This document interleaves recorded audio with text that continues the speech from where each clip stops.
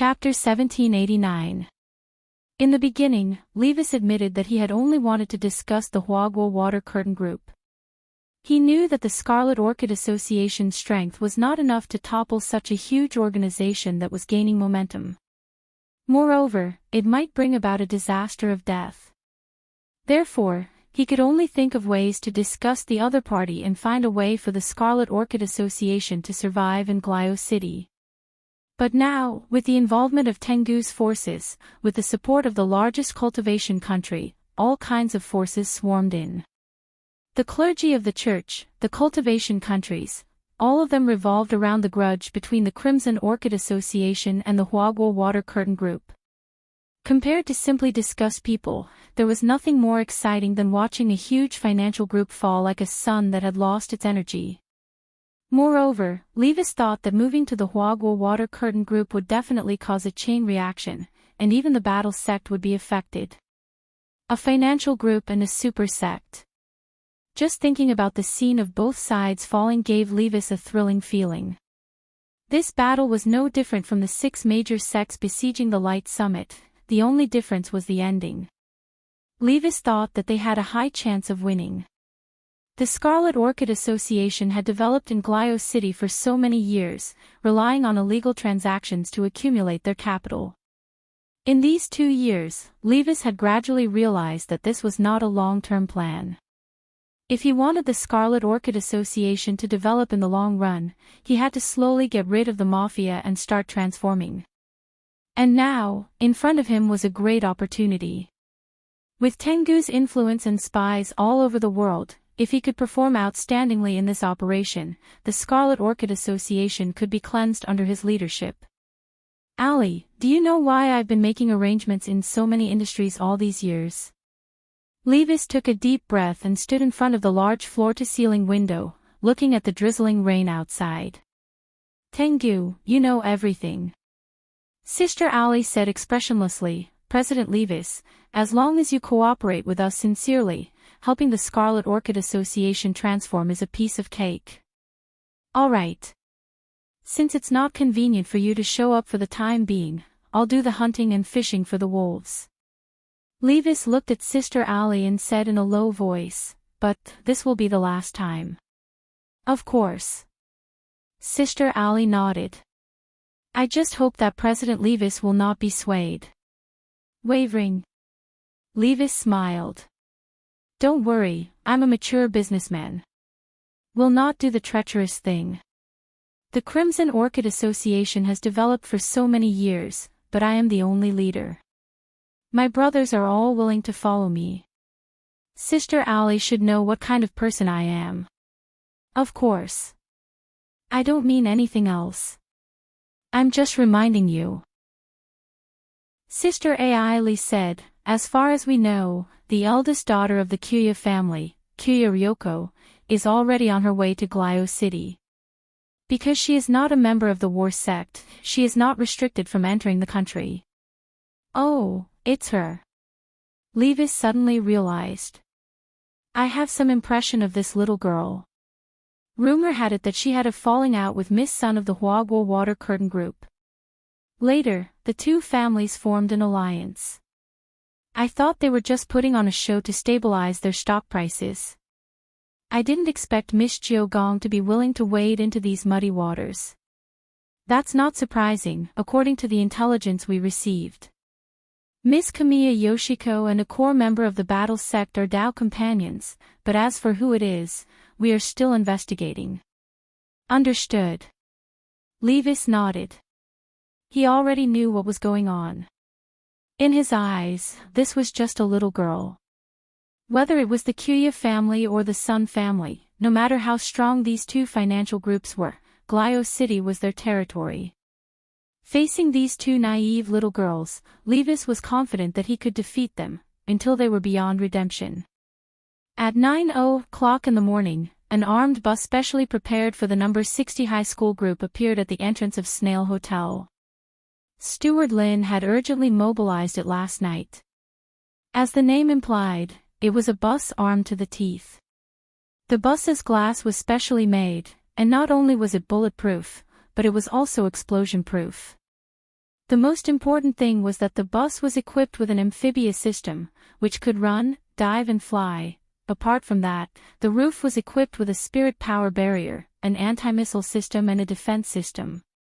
Staring at this gaudy configuration, Wang Ling couldn't help sighing in his heart.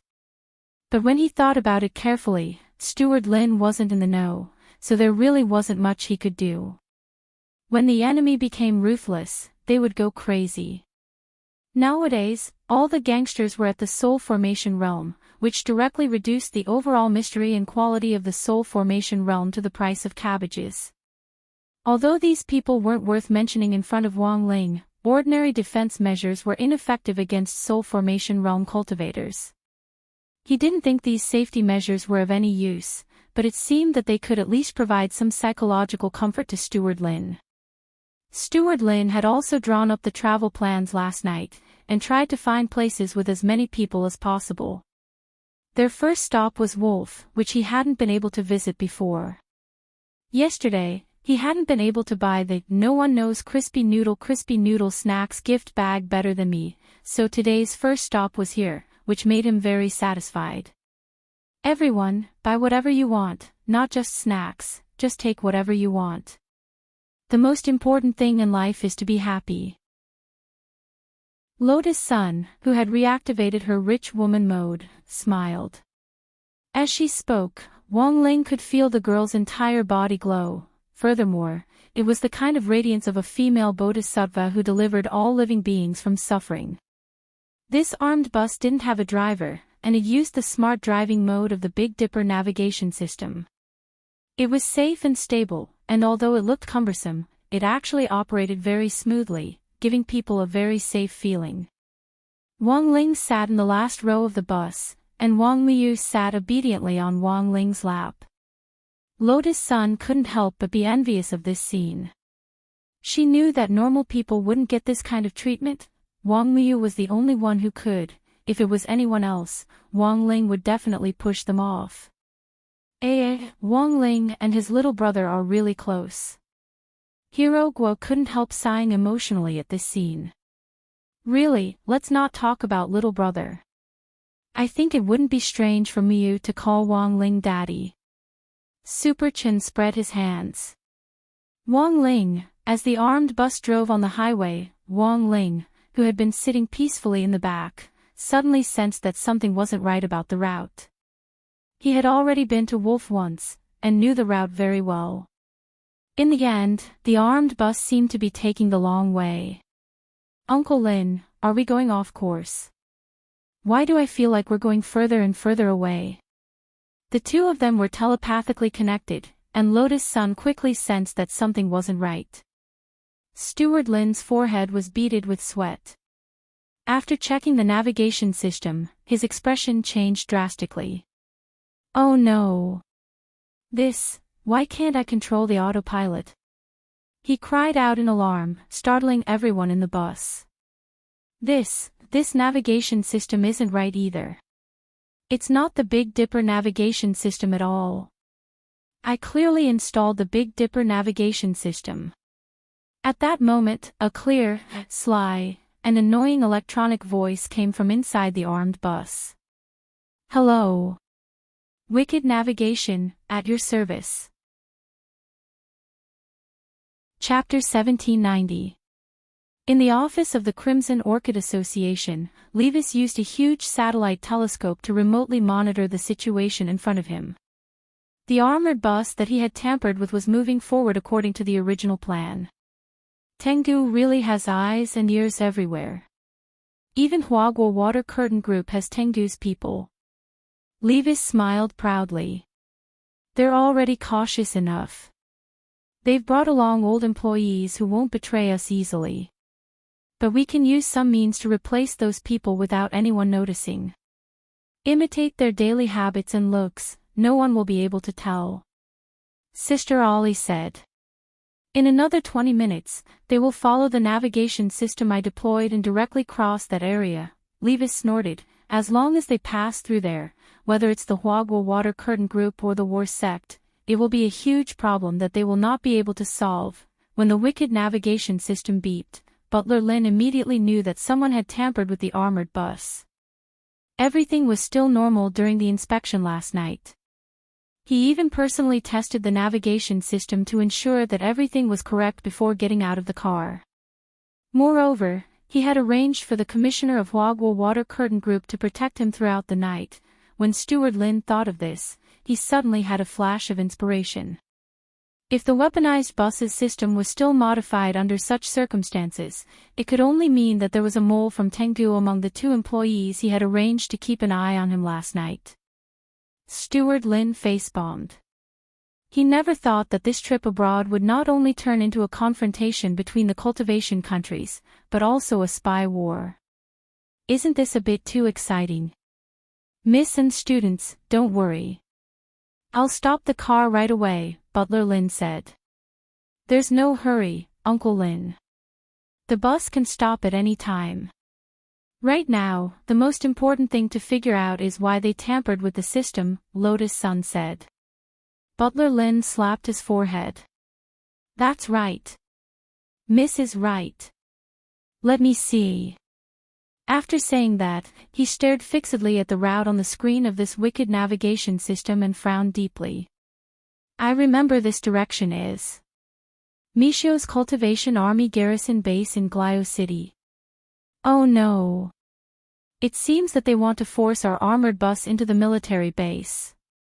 When the time comes, they will exaggerate and report this action, and it will be interpreted as a provocation. The problems we are facing will become international disputes. And you're even on the side of disrespect. The other party's methods were more sinister than he had imagined. He had come to Glio City for 2 days just to use his world snack voucher. In the end, the mastermind behind all this wouldn't even give him this chance, which was already unbearable for him. He had never advocated making the first move, but at this time, he felt that he had no choice but to issue a warning to the other side. Dad. At that moment, Wang Liu transmitted his voice to Wang Ling. He deliberately called out to Wang Ling, but realized that Wang Ling had no intention of responding. He knew what was going to happen next. It was obvious that Wang Ling was going to make a move. Wang Liu was sitting on Wang Ling's lap. Although he couldn't hear the voice in Wang Ling's heart, he could feel the anger emanating from this crispy noodle maniac daddy's slightly trembling fingers. Then, Wang Liu sensed a deep light flicker in Wang Ling's king's eye. This was a kind of eye-summoning ritual, as if something terrible was being summoned. Sigh, this group of people, why did they have to provoke such a monster? Just as the armed bus was less than 10 kilometers away from the garrison base, the ground started to shake, and an enormous, unscalable black mountain rose up from the cracked earth in front of them, roaring incessantly. What is this? Everyone in the garrison base was shocked when they saw this scene. They were all outstanding soldiers with strong enough mental fortitude, but in the face of this sudden situation, they still couldn't help their legs turning to jelly. This giant beast, which had been born directly from the earth, was too terrifying. Its pitch-black back was like a row of mountains, and it flickered with a demonic light. Roar! The tremendous roar created a hurricane that blew everything in front of it into the sky. The ground cracked open, and countless trees were uprooted as they swept across the land in front of them. What is this? Steward Lin and the rest of the people on the bus were stupefied as they stared in shock at the giant beast in front of them attacking the garrison base. On the bus, everyone was discussing the situation. Is it a demon beast? No way, didn't the demon world coexist peacefully with us now? It's definitely not a demon beast.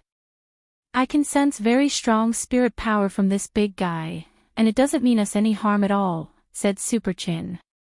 Anyone with a keen sense of spirit energy could sense that this giant beast, which had suddenly risen from the earth, didn't have the slightest bit of demonic nature, but was instead filled with extremely powerful spirit power. It surpassed all the current spirit beasts on earth. But it was still a distance away from holy beasts and divine beasts. Wang Ling had still held back. It was just a small punishment. Otherwise, given his ability, Any holy beast or divine beast he summoned would be enough to flatten a cultivation country. The giant beast in front of them was the one he had summoned from the hole in the earth's core using the power of the king's eye. It had never appeared on the surface, so most cultivators had no idea what it was. Although there were a lot of hypotheses about the hole in the earth's core in the world, no one had ever been there. The reason why Wang Ling was certain that such a place existed was because he had once made the spirit of the earth cry. The world of the hole in the earth's core was enormous. The spirit beast that Wang Ling had summoned now was over 100 feet long, but it was just a cub inside. Before it had been summoned here, this geocentric behemoth cub had been having a meal with its mother, but in the next instant, it had been sucked into the world on the surface. This gave this geocentric behemoth an indescribable sense of fear. Thus, the moment it appeared, it wasn't just the people in the military base who were startled, even the giant beast itself was startled. It spread its legs and stomped in the direction of the base in front of it. In that instant, the entire Mishio cultivation military base in Glio City panicked. Although Wang Ling's armed bus had already appeared on their radar signal, it had now been completely overshadowed by this giant beast that had suddenly appeared. Hurry and report to the colonel. A giant beast is attacking. And there's no record of it in the database. It came out of the ground like a bamboo shoot. Reporting, sir. We have to give it a name. Idiot. A commander in the base shouted, since it came out like a bamboo shoot, let's call it a bamboo shoot monster. Reporting, sir. Then what about the signal from the armed bus that we captured earlier? It can go wherever it wants. Our home is about to be torn down, and you still have the mood to care about this. The base commander rubbed his head, feeling a headache coming on. At the same time, on the other side, Levis, the president of Crimson Orchid Society who had captured this scene through a satellite telescope, and next to him, Sister Ollie couldn't help gaping. Chapter 1791. The sudden appearance of the geocentric behemoth plunged Glio City into an unforeseen event. Pure blue energy surged from its body, and its mountain-like back flickered continuously, giving off a savage aura. Powerful spiritual pressure blotted out the sky and earth, and apart from Wang Ling's side, everyone on the ground was under immense pressure. A catastrophe was coming, and the garrison base had no choice but to react quickly to defend itself. In one moment, several fighter jets took off from the base to meet the geocentric behemoth, and spirit power missiles streaked past from all directions with an ear-piercing screech as they scraped against the air. The geocentric behemoth frowned slightly. It roared in a low voice and opened up a space to form a world of its own. In the end, all these spirit power missiles crashed into the barrier it had set up. It didn't take the initiative to attack. Standing in front of the garrison base, it was an active deterrent, but also seemed to be guarding something. The sky and earth trembled with unimaginable might. What on earth is it trying to do? Stand in the street? No, there's no way such a big behemoth would come out of the ground just to scare us. Is it because its arms are too short and it can't throw a left jab at us? That's even more impossible. In short, it hasn't taken the initiative to attack us yet, so it's best if we don't do anything. Their spirit power missiles were ineffective to begin with, and continuing to fire them was nothing more than a waste of ammunition. Pilots were more realistic, and had to consider the actual situation. After all, in Ultraman, it was always Ultraman's light waves that killed the monsters in the end, not the fighter jet's missiles.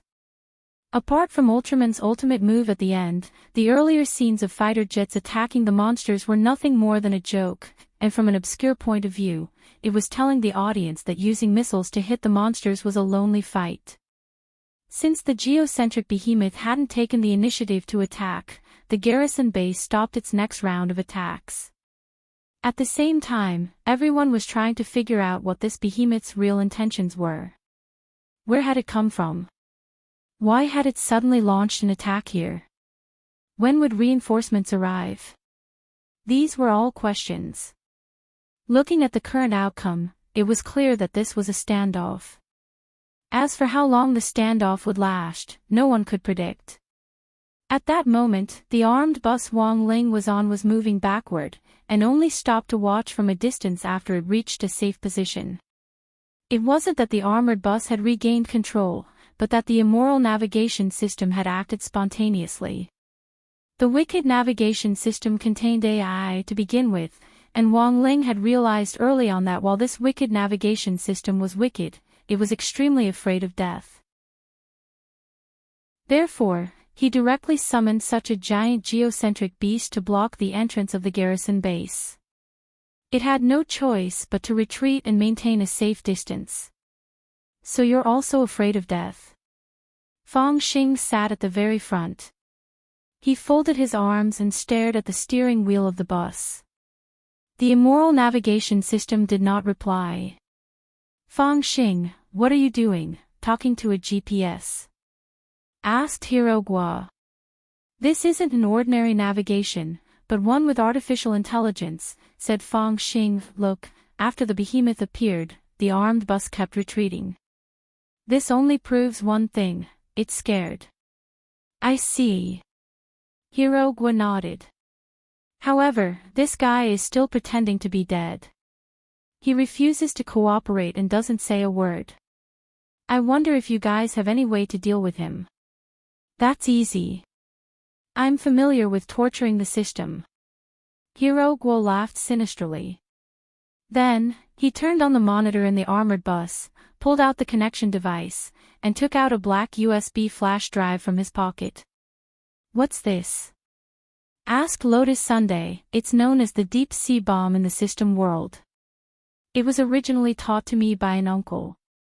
Hero Guo said, it's installed with Tingsun Computer Butler, Chindu Security Assistant, 361 Security Guard and Silver Mountain Poison Tyrant, these 4 major security software giants, as well as 214 types of computer antivirus security software. Wang Ling, Lotus Sun, Fang Xing, Super Chin and Li Yue. Hero Guo. It's fine if there's only one antivirus software installed, but if it's installed and run at the same time, something terrible will happen. Haven't you ever wondered what would happen if you let these antivirus software kill themselves? Hearing this, the immoral navigation system couldn't help trembling a little. As a newly born AI, it had yet to properly experience the splendor, prosperity and beauty of the boundless world, and didn't want to die just like that. If so many antivirus software were installed in its body at the same time, even the immoral navigation system itself couldn't imagine what would happen. If that really happened, these antivirus software might directly follow the system and cause its core to collapse. Too terrifying. Woo woo woo. These people had no hearts. Were they all demons? Just as Hero Guo was about to insert the USB drive, the immoral navigation system finally couldn't take the pressure and said, wait, young hero. Let's talk. Don't do it. If you insert it without a care, I'll die of pain. Everyone, the immoral navigation system, I'll tell you whatever you want to know. As long as you don't stuff weird things into my body. That's right. That's right. It's Crimson Orchid Association who ordered me to do this. The president is called Levis. He's also my dad. Dad? Because he's my developer. He has several wives and leads a promiscuous life. He's an out-and-out PUA scumbag. Young heroes, please be sure to annihilate him. Everyone in the armed bus was horrified. Good heavens, a benevolent father and a filial son. At the same time, a man with long blonde hair and wearing a dark blue uniform and white trousers appeared on the horizon. His clothes fluttered in the wind as he trod on the wind. Reinforcements are here. It's General Mikathai, someone at the garrison cried out in alarm. This was the army general of Mishio's main cultivation army. Mikathai. He was a legendary figure in Mishio Nation. He was famous as a strategic commander genius who had never lost a battle in his life. He had reached true immortal realm a long, long time ago, and had cultivated to the peak of 9th peak. Now that Earth had upgraded, there were no longer any restrictions on his combat strength, and no one knew how high this legendary general's realm had risen. Evil creature. He descended from the firmament, his whole body radiating a golden light like a sun god, and there was a kind of arrogance in his eyes. Mikathai had been in seclusion for a period of time after his upgrade on Earth. He had just come out of seclusion, and the opponent in front of him was this behemoth that had appeared out of nowhere, which made him feel excited all over. Today, I'm here. I don't care who sent you here, along with the person behind you, I will definitely eliminate you, he shouted. In the next second, the dark blue uniform behind him was enveloped in a ring of flames, like a golden crow. Everyone knew that the flames of war were about to rise, and a battle between a legendary figure and a behemoth was about to begin. Chapter 1792. Looking at the face of Michio's legendary general in the air, everyone from number 60 high school seemed to recall the black and white photo of this man printed in the history books in old antiques theory of cultivation class. So this is my Koasi. He does look a little similar to the photo, but why does it feel a little different? He looks a lot younger. Li Yuyue covered her little mouth in surprise. Although there had been youth-retaining spells in that era, there hadn't been any heaven-defying beautification technology like there was now. The black and white photo of General Michael ACI in the history books was an authentic representation of the general's all-powerful appearance back then. But compared to now, Michael ACI did indeed look a lot younger. It was probably because he had cultivated a youth-retaining technique or taken beautifying elixirs. After all, he was a legendary general, there was nothing wrong with cultivating him as an idol. In this era where looks were everything, having a perpetually youthful face seemed to be more popular. When all was said and done, not everyone had the confidence to be like Huashio's Blade Master, Battle Saint and the other 8 great generals, who relied on their demeanor and unparalleled achievements to leave their names etched in history. The beauty of one's face could never conceal the brilliance of one's soul. Wang Ling didn't know how long it would be before he grew old, but if he really did grow old one day, he felt that he probably wouldn't use any other means to fix his appearance. He didn't have many requests in this regard to begin with. In all things, going with nature was the eternal and unchanging truth. It was just that not everyone thought that way. The modern cultivation world was very different from before. In an era of ever-changing profit models, even a legendary general like Michael ACI couldn't avoid becoming a tool to consolidate his social and financial status. It was true that Michael ACI was a genius, but if a cultivator's heart was tainted, it would be hard for him to achieve anything in the end.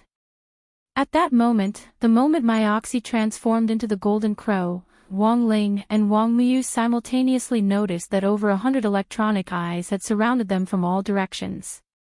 These were the electronic eyes that Michael ACI had set up. He was confident that he could defeat the geocentric behemoth, so he planned to record it as video evidence to promote his reputation in the future. In the sky, the golden light that covered his body merged with the sun, as if they had become one. The blazing light finally condensed into a golden ripple in the center of his palm. Ripple sprint, ha! Wang Miyu frowned. He could sense that this was a spell that extracted the flames of a star. However, Mikoxi's mastery of this spell was not mature. It was obvious that he had only recently developed it. Machi's current display was actually a way for him to show off his muscles to the world in coordination with the electronic eye. Looking at this scene, Wang Miyu muttered disinterestedly, "It's far from the ripple scamper. The true ripple sprint technique could cause the light waves emitted to be equivalent to the temperature of the sun's core." However, the current temperature of Michael's body was not even a third of the temperature of the sun's core. Perhaps he could show off his muscles on Earth. But in the eyes of a true expert, it was child's play. It could only be called the little sun fist. "Daddy, when are you going to show me? Let him see the real ripple sprint." At that moment, Wang Miyu, who was sitting on Wang Ling's lap, transmitted his voice and looked at him expectantly. Wang Ling, even if he wanted to show it, he couldn't do it on Earth. He indeed knew this move of Macoxy's, and it was hundreds of millions of times more powerful than Macoxy's. But the problem was that if he used this move on Earth, the spirits of Earth might not be able to take it. Now, it wasn't just the spirits of Earth, the spirits of the other planets in the universe were very dissatisfied with their actions. Furthermore, many of them had written letters of complaint to the Heavenly Tao Governing Committee. It wasn't Wang Ling who was complaining, but Wang Ying. Wang Ling realized that Wang Ying had great stamina. He used the planetary wall-thumping spell on Sun Yinger at 8:00 every night without fail. Evil creature, I'll show you my prowess today. At that moment, when Macoxy had finished charging up his power, the blazing light waves in the air finally turned into a flaming dragon that shot toward the geocentric behemoth. Boom! From a distance, the flaming dragon that shot out of Macoxy's palm looked like a walking laser cannon, which pierced through the geocentric behemoth's energy wall on the spot. There's hope.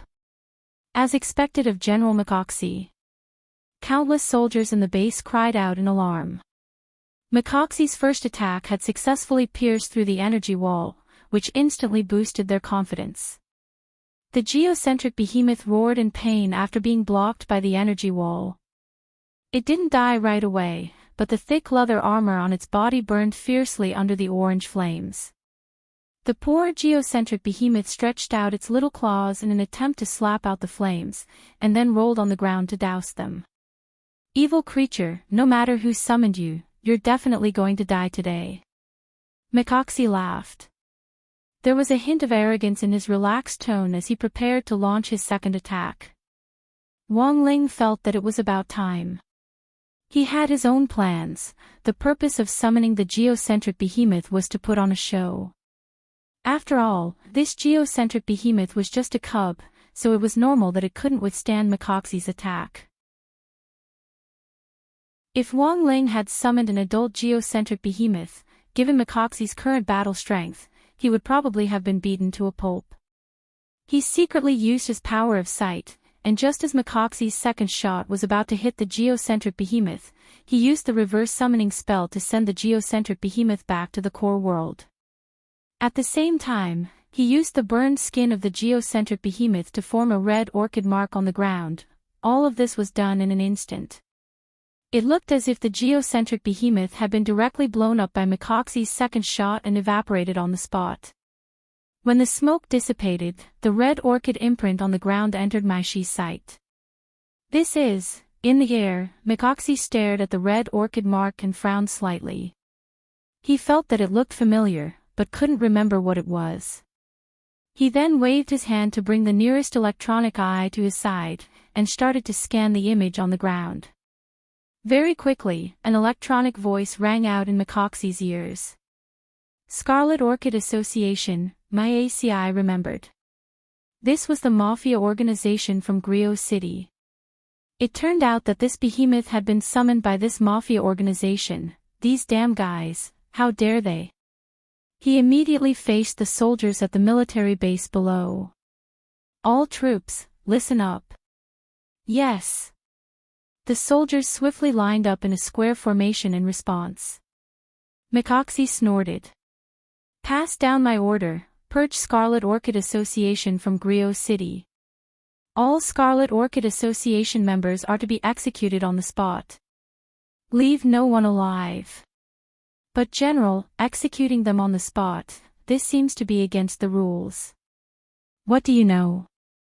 Macoxy said arrogantly with an awe-inspiring air of righteousness. Rules are meant to be broken.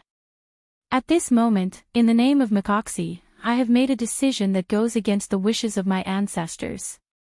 This is for the greater good of mankind. To eradicate evil.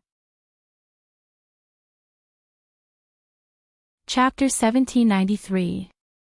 Because of Michael Assey's sudden attack, the entire Tengu of the Wisdom Tree fell into temporary chaos. That lunatic Michael ACI, he's actually going to make a move on Scarlet Orchid Association. Doesn't he know that Scarlet Orchid Association is acting on behalf of the church? Furthermore, Levis is the representative of Scarlet Orchid Association to accuse Lotus Sunday. If he's killed, the accusation won't stand.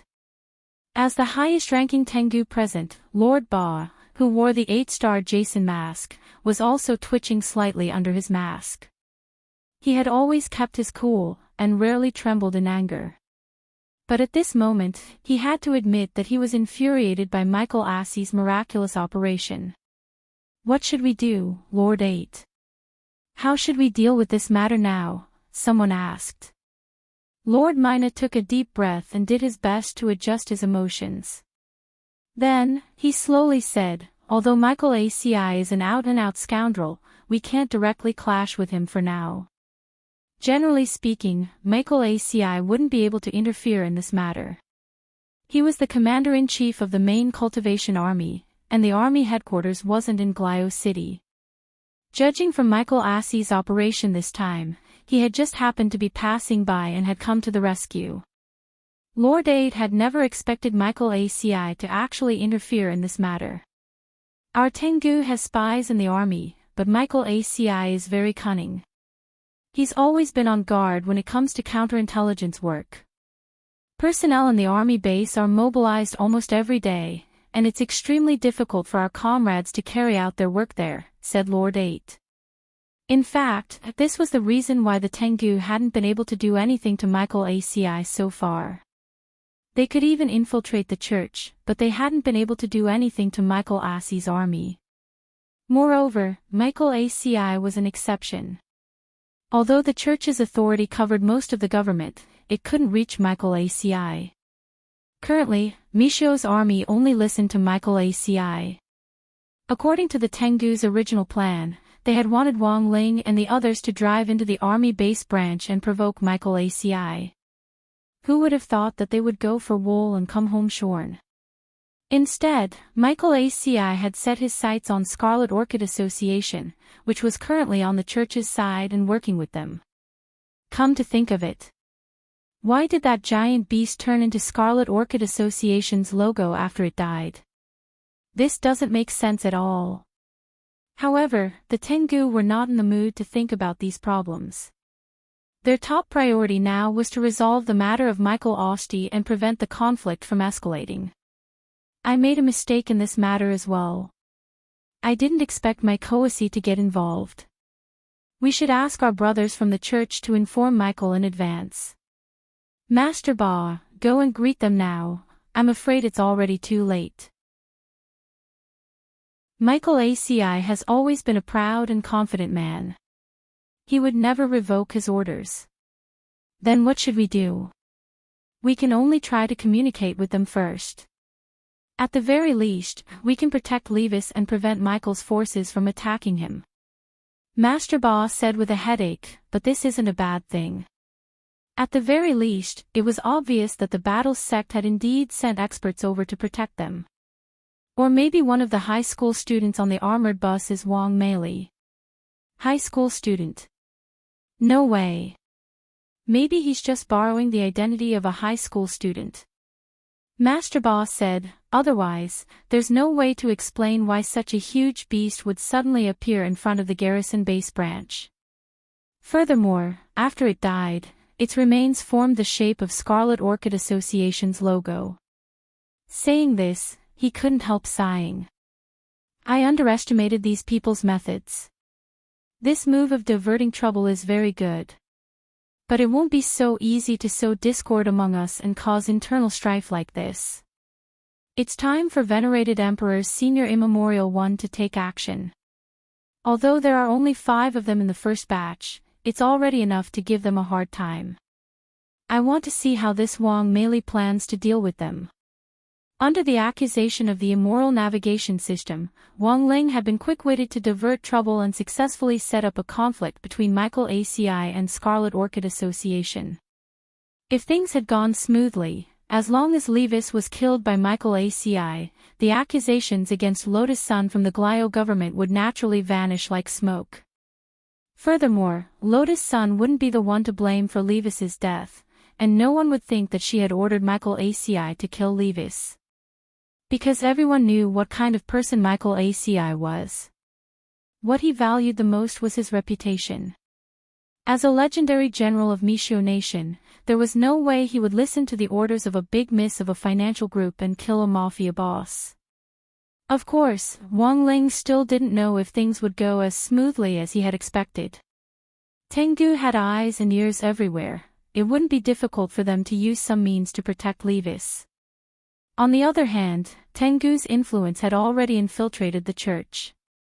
If they wanted to completely resolve this matter, the best way was to break up the relationship between the church and Tengu, so that the church and Michael ACI would share a common hatred for a common enemy and turn their guns on Tengu.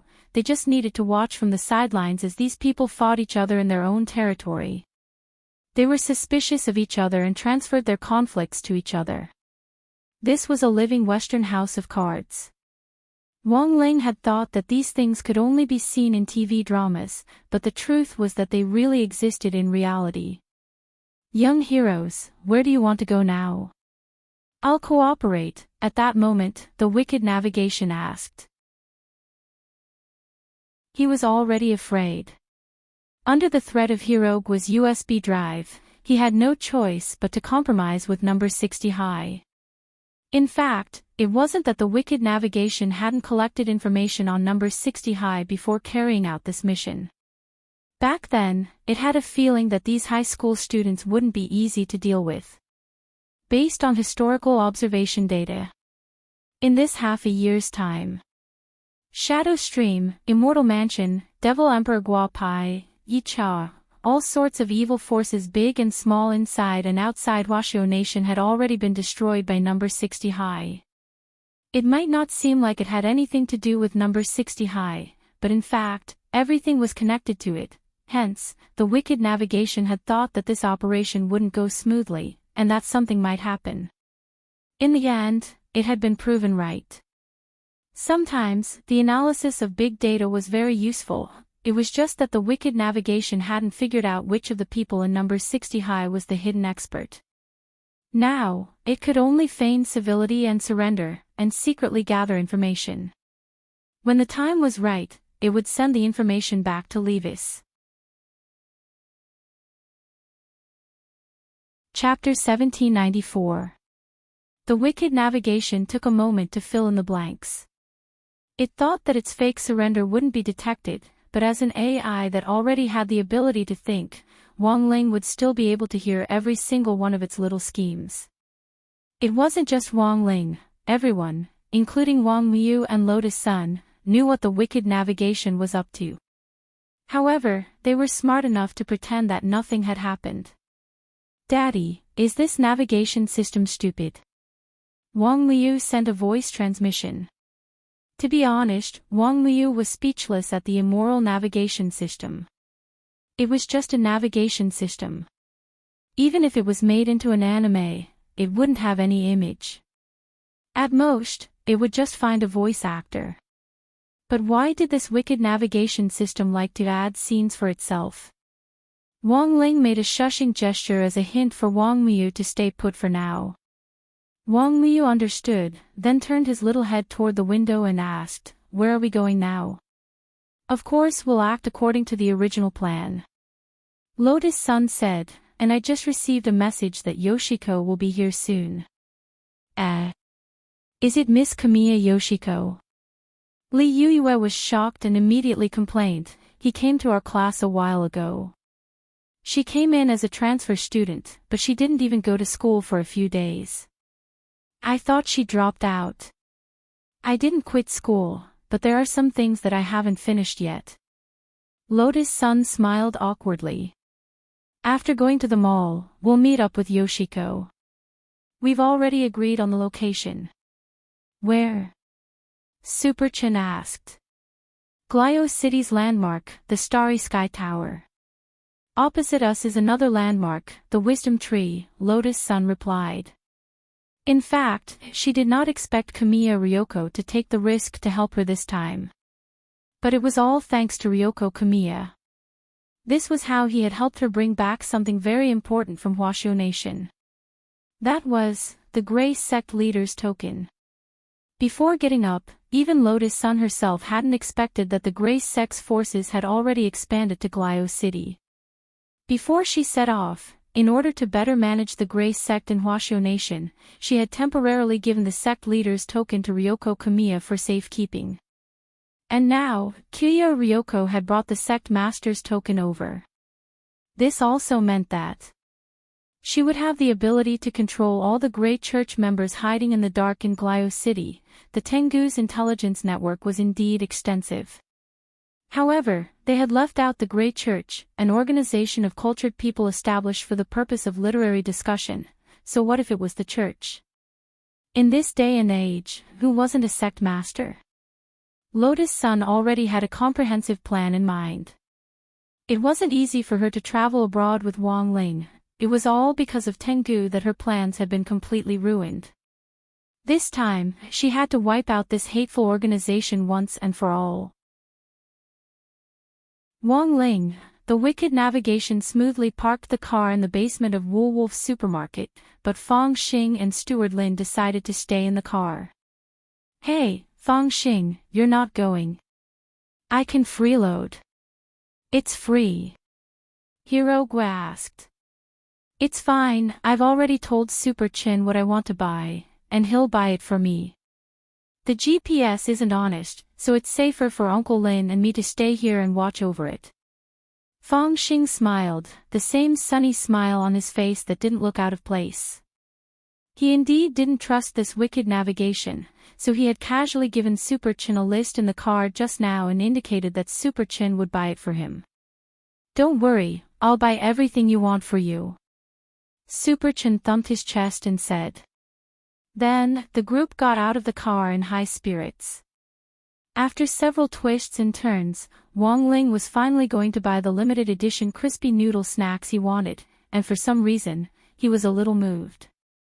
Woolwolf was the largest supermarket in Glio City, and at the same time, Glio City was famous as a cultivation technology demonstration city in Misho Nation. Even the things sold in the supermarket were full of the aura of science and technology. After buying the "No one knows crispy noodle snacks better than me" gift bag, Wang Ling followed the others around the supermarket. Little brothers, would you like to try out our latest product?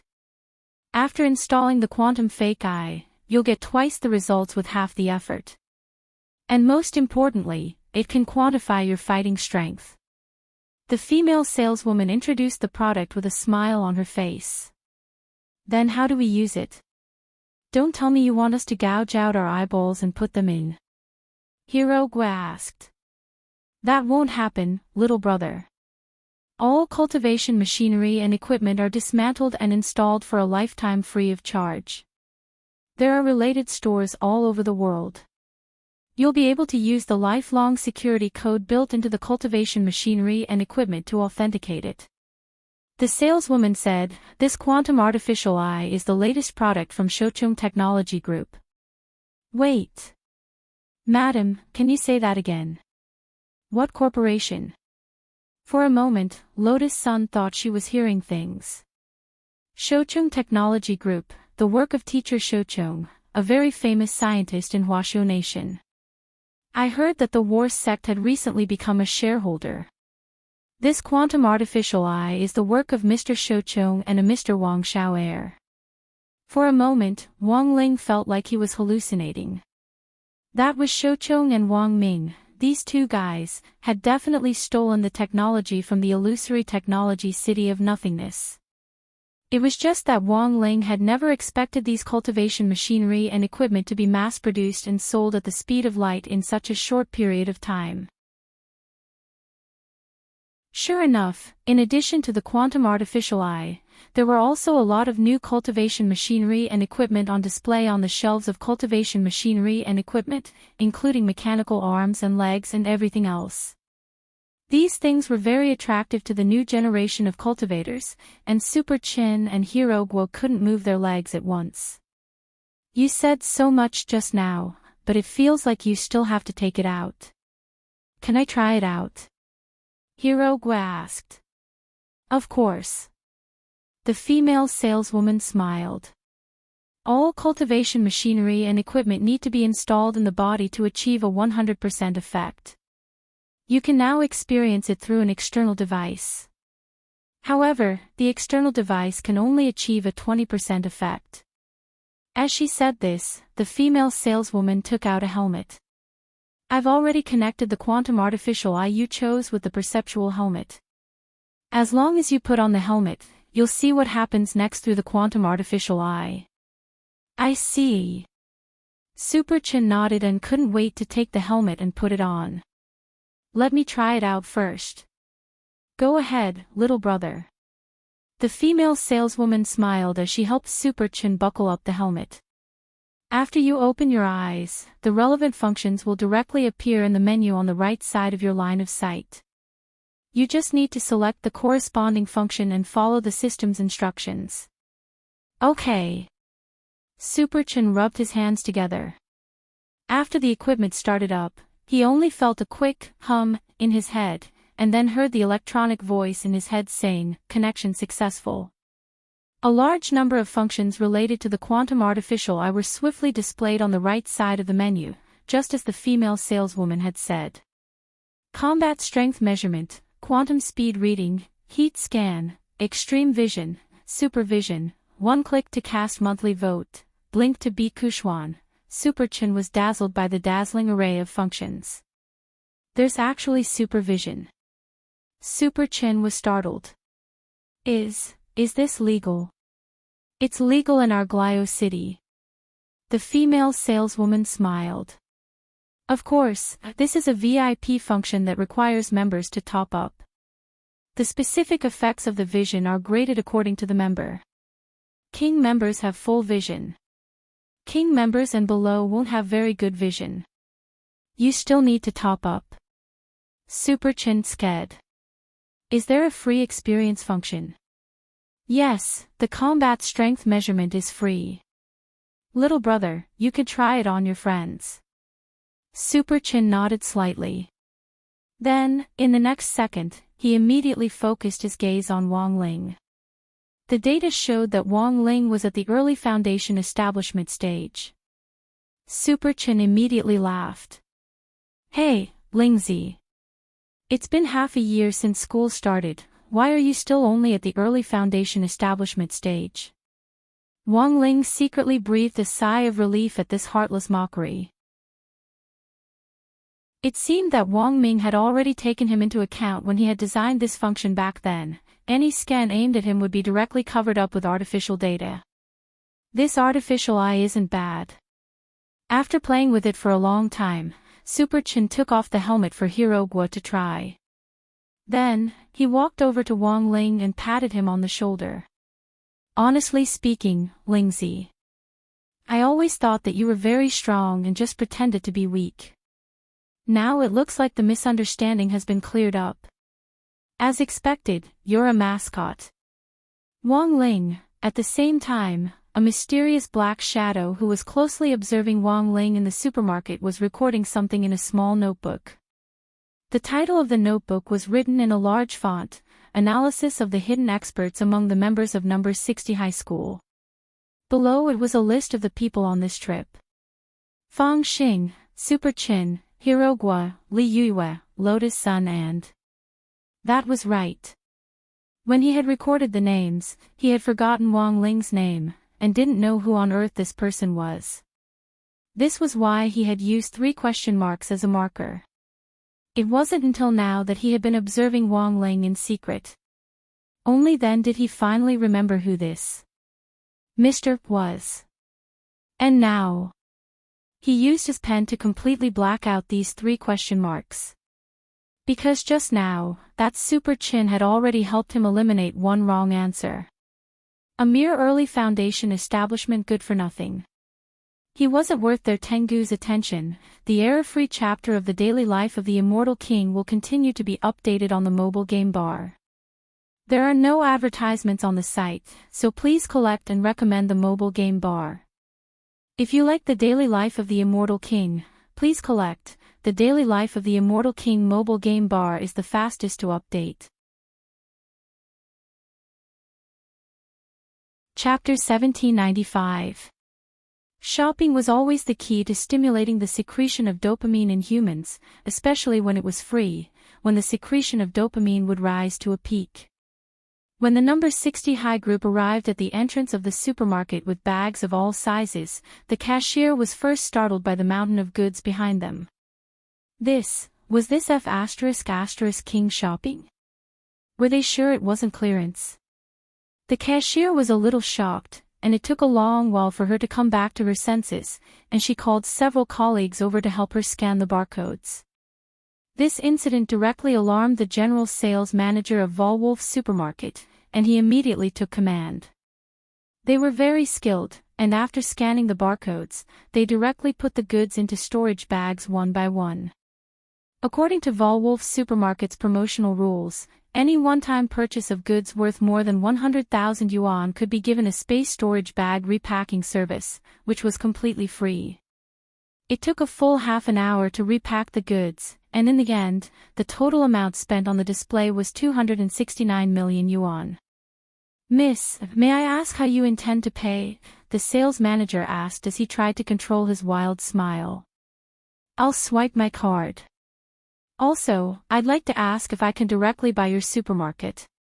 Lotus Sun took out a crystal card with an unknown upper limit from her wallet. At that moment, everyone in number 60 high felt that Lotus Sun's entire body was glowing. That was right, her entire body was surging with a holy light, as if she was an 8-winged holy angel descending from the heavens. Naturally, Lotus Sun hadn't come up with the idea on the spur of the moment, but had been thinking about it for a long time. Huaguo Water Curtain Group had already bought the largest chain hotel in Glio City, Volute. If they could continue to buy Volwolf, they would be able to advance in the hotel and supermarket industries together. Furthermore, once they bought Volwolf, Huaguo Water Curtain Group would have an enormous export channel for elixirs abroad. Of course, Lotus Sun was well aware that buying a supermarket wasn't something that a sales manager could decide, so she had just casually asked when she swiped her card, and hadn't expected a reply at all. In the end, the sales manager said, "Well, I can't make the decision to buy a supermarket. But Miss Sun's luck is pretty good today. Our boss happens to be patrolling the store today. Miss Sun led her friends to spend a lot of money today, and our boss also happens to want to meet Miss Sunday. Also." Saying this, the sales manager turned his gaze to Wang Ling and Wang Miyu. "Our boss said that she knows these two gentlemen with dead fish eyes. Is your boss a man or a woman?" Lotus Sun asked in a daze. "Female, a woman." Lotus Sun immediately tensed up. At that moment, everyone from number 60 high looked at Wang Ling and Wang Miyu in unison. This time, even Wang Ling started to get nervous. "No way, Wang Ling, don't tell me Wang Miyu is you and this supermarket owner." Hirogwa made a bold speculation. "So, you really are Wang Miyu's father?" Wang Ling's face instantly turned white. "Stop teasing Wang Ling, look how scared he is." Li Yuyue didn't know whether to laugh or cry. "Who's your boss?" Lotus Sun asked again. "I wonder if Miss Sun has heard of Mrs. Lavin's name?" the sales manager asked. It was only then that Wang Ling and Wang Miyu understood. It was the rich lady they had met in the coffee shop yesterday. At that time, Gullio City branch Lei had also told Wang Ling that this Mrs. Lavin was a famous local producer of a cultivation variety show. It was just that Wang Ling hadn't expected Mrs. Lavin to actually also be the boss behind Volwolf. Here we are, everyone. In the end, this kind-looking sales manager led the people from number 60 high upstairs. Sure enough, Wang Ling saw Mrs. Lavin, whom he had met in the coffee shop, in the office on the top floor of Volwolf. "Ah! Little brother, we meet again. You're really too cute." As soon as she saw Wang Miyu, she couldn't help feeling overflowing with motherly love. Perhaps realizing that she had lost her composure, Mrs. Lavin quickly readjusted herself. "Ahem, please sit down. Someone, quickly pour coffee for these distinguished guests." Yes, the secretary on the side quickly responded, and then retreated to work. After some small talk, Mrs. Lavin got straight to the point. As expected of the eldest daughter of Heartwarming Water Curtain Group, Miss Lotus Sunday. You are indeed generous with your money, extraordinary. Mrs. Lavin, you flatter me. To be honest, I'm also a little surprised. I only heard that you were a famous producer of variety shows. I didn't expect you to be the one running the supermarket business, Lotus Sun replied in a low-key and modest manner. Business has always been my strength. A person is destined to have many identities in life. In fact, even I didn't expect that I would become so popular as a producer of variety shows. Furthermore, I made a lot of money. Mrs. Lavin picked up her coffee cup and said with the calm elegance of a noble lady, I heard that Miss Sun wants to buy my wall wolf. Yes, that's a plan. Lotus Sun nodded. But Mrs. Lavin's supermarket only needs money. You won't sell it so easily, right? Miss Sun is indeed smart. Mrs. Lavin smiled. I don't care about money at all. Money is like floating clouds to me. Why would I want so much money? I can't even use it all. After enjoying life enough, what I want most now is to find some fun for the rest of my boring life. That's why I've embarked on the path of a variety show producer. Then, what are your conditions, Mrs. Lavin? Asked Lotus Sunday. Don't be hasty, Miss Sunday. Let me finish first. Mrs. Lavin said, a straightforward person doesn't beat around the bush. Miss Sun, you should be well aware of your situation now.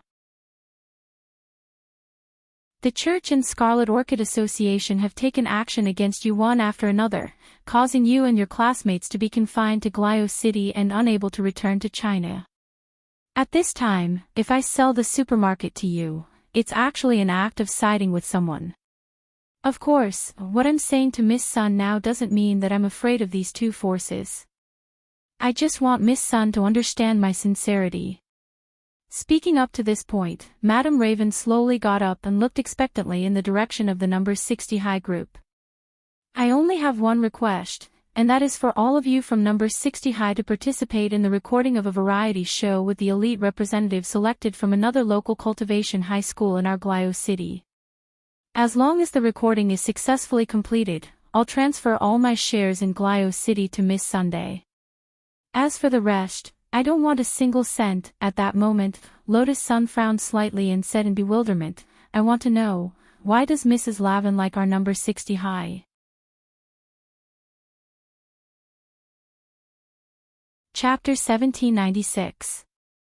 I think Miss Sun and all the students present should be very clear on why number 60 high was chosen.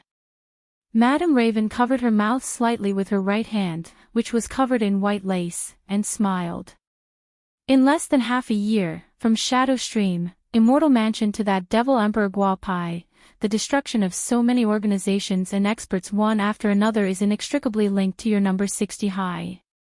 To be honest, it doesn't have much to do with us. It's useless even if Miss Sun prevaricates like this. Number 60 high's reputation has long spread overseas, including in Glio City. Elite high school students who want to cross borders to challenge number 60 high are eager to try. She smiled. If we hold a variety show challenge between high school students at this time, I believe that the ratings will already surpass all previous ones.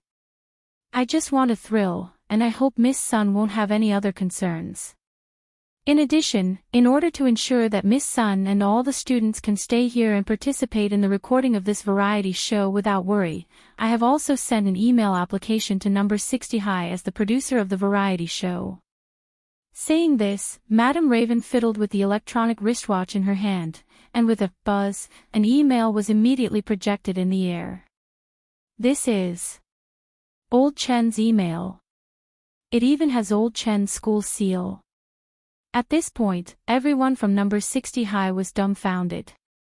As you can see, the headmaster of your school has agreed to let you stay to record this variety show challenge. He has also applied for a 7-day holiday. Don't worry, the variety show won't take too long to record. 7 days is enough for us to finish competing in all the events. In addition, Headmaster Chen also made a request, which is to conceal your identities. I can also guarantee this. Madam Raven smiled brightly. Throughout the recording of the variety show, we will provide you with exclusive masks to cover your faces. You only need to wear your school uniforms to participate in the show. As for me, it's useless even if I wear a mask, because someone will definitely know who I am. At that moment, Lotus Sun sighed in her heart as she sighed at Madam Raven's methods. She was the future successor of Huaguo Water Curtain Group, and now that such a thing had happened in Glio City, the whole world's attention was on her. Even if she wore a mask to hide her identity, it was useless. As long as she released information about Showdown High, even if she didn't mention her name, everyone would definitely know that it was her. In Lotus Sun's eyes, this was no different from directly reporting her ID number. No matter how the variety show was, as long as she was there, the ratings would be guaranteed. It was obvious that Madame Lavin had planned all of this from the beginning.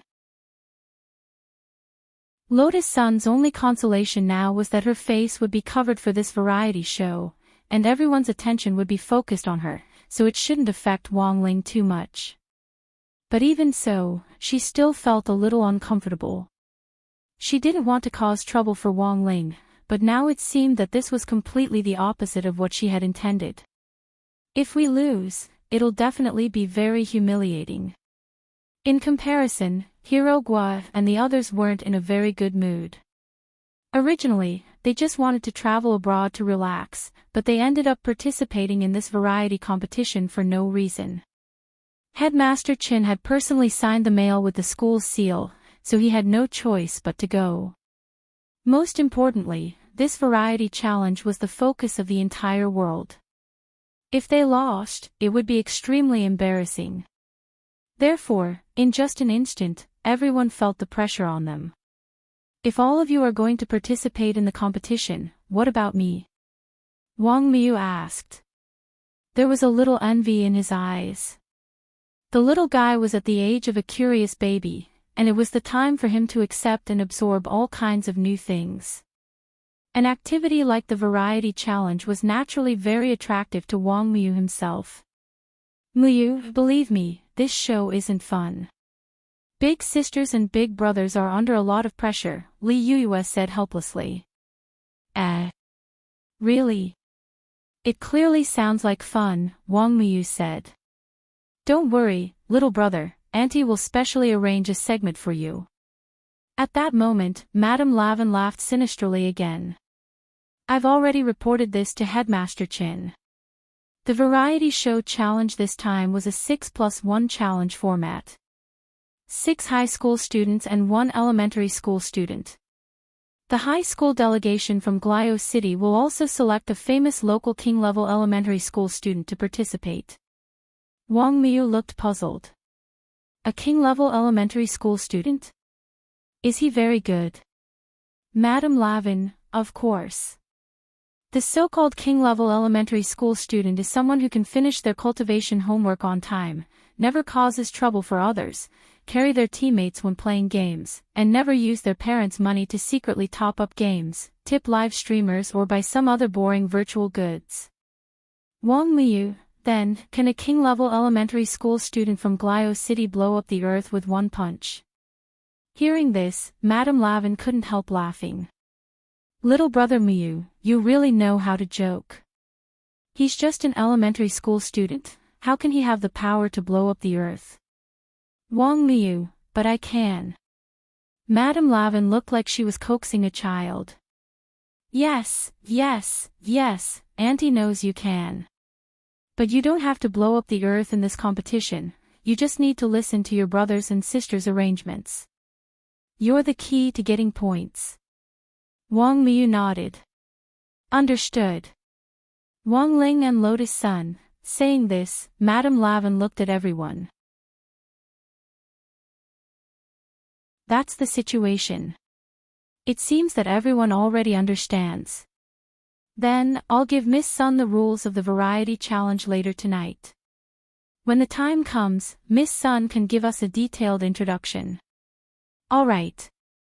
Lotus Sun sighed and looked at the number 60 high team a little guiltily. I've really troubled everyone by getting you all involved this time. Since we're already here, let's just take things as they come. Boss Sun, you don't have to be like this, we're also borrowing your light. In any case, we're all covering our faces, so it's not shameful to lose, said Hirogwa. It's indeed not a big deal if we lose. A variety show is entertainment in itself, and being funny and enjoyable is the first priority. Madame Lavin laughed. But if we win, there's an extra surprise. I can turn all the things you have bought today into gold. This, Super Chin was startled when he heard this, and immediately looked at Wang Ling, then Lingzi will suffer a huge loss. He didn't buy anything except crispy noodle snacks. Madame Lavin, that's easy, I can just make a limited number of golden crispy noodle snacks. Even the pepper noodles will be gilded with gold powder. Wang Ling. Chapter 1797. After bidding farewell to Madame Lavin, everyone successfully met Ryoko Kwamiya in the Starry Sky Tower. Taking advantage of the view in the Starry Tower, Wang Ling saw Kamiya Ryoko stealthily find an opportunity to stuff the token of the head of the Grey Sect into Lotus Sun's hand, and then the two of them started to talk. Ryoko Kamiya, I think this Mrs. Lavin has a secret. She was also a businesswoman, and Wolf's business network covered the whole of Mishio Nation. Tens of billions of annual revenue, just for a variety show. That's too unrealistic. That's what I think too. Lotus Sun nodded. I didn't want to take it at first, but now the headmaster has agreed, saying that we're winning glory for the country. And he also said. Kwamiya Ryoko was puzzled. What else? Lotus Sun didn't know whether to laugh or cry. He also said that this was the result of his comprehensive consideration. Because starting from our cohort, as long as classmate Wang Ling was in the competition, he would win all of them. That's why Headmaster Chen thinks that Wang Ling is a mascot, so this is a sure win. Ryoko Kwamiya sighed. There was no doubt that Wang Ling was a very dangerous mascot. This time, with all the forces mixed together, Ryoko Kwamiya felt that things would become more interesting. Where are you going to live next, Yoshiko? Is there any guarantee of safety? Lotus Sun asked. I'll be fine. Senior Qin Zong and Senior Xiang Yi followed me, and we got a free hotel coupon on the plane. We were now staying in a resort hotel on the edge of Glio City. The location was great, and it wasn't under the control of any forces. It's a blind spot. Kamiya Ryoko said, we'll settle down here so that we can intervene from the periphery to support you at any time. As expected of Senior Qin Zong, Lotus Sun sighed. Instead of worrying about me, you should worry about yourself. There's obviously something wrong with this variety challenge. Although I'm not sure what Mrs. Lavin's purpose is, you have to be careful, said Kamiya Ryoko. Currently, the Crimson Orchid Association is in conflict with the army, but there is no conclusion yet. After all, this operation was ordered by the church. I'm afraid that the church has already negotiated with Mikoxi, Lotus Sun said. I don't think it's that simple. Kamiya Ryoko said, as far as I know, based on Mishio's power, Mishio has a lot of power. When the church, the military, and the local forces were in conflict, there was actually a peacemaking organization that stood above the three.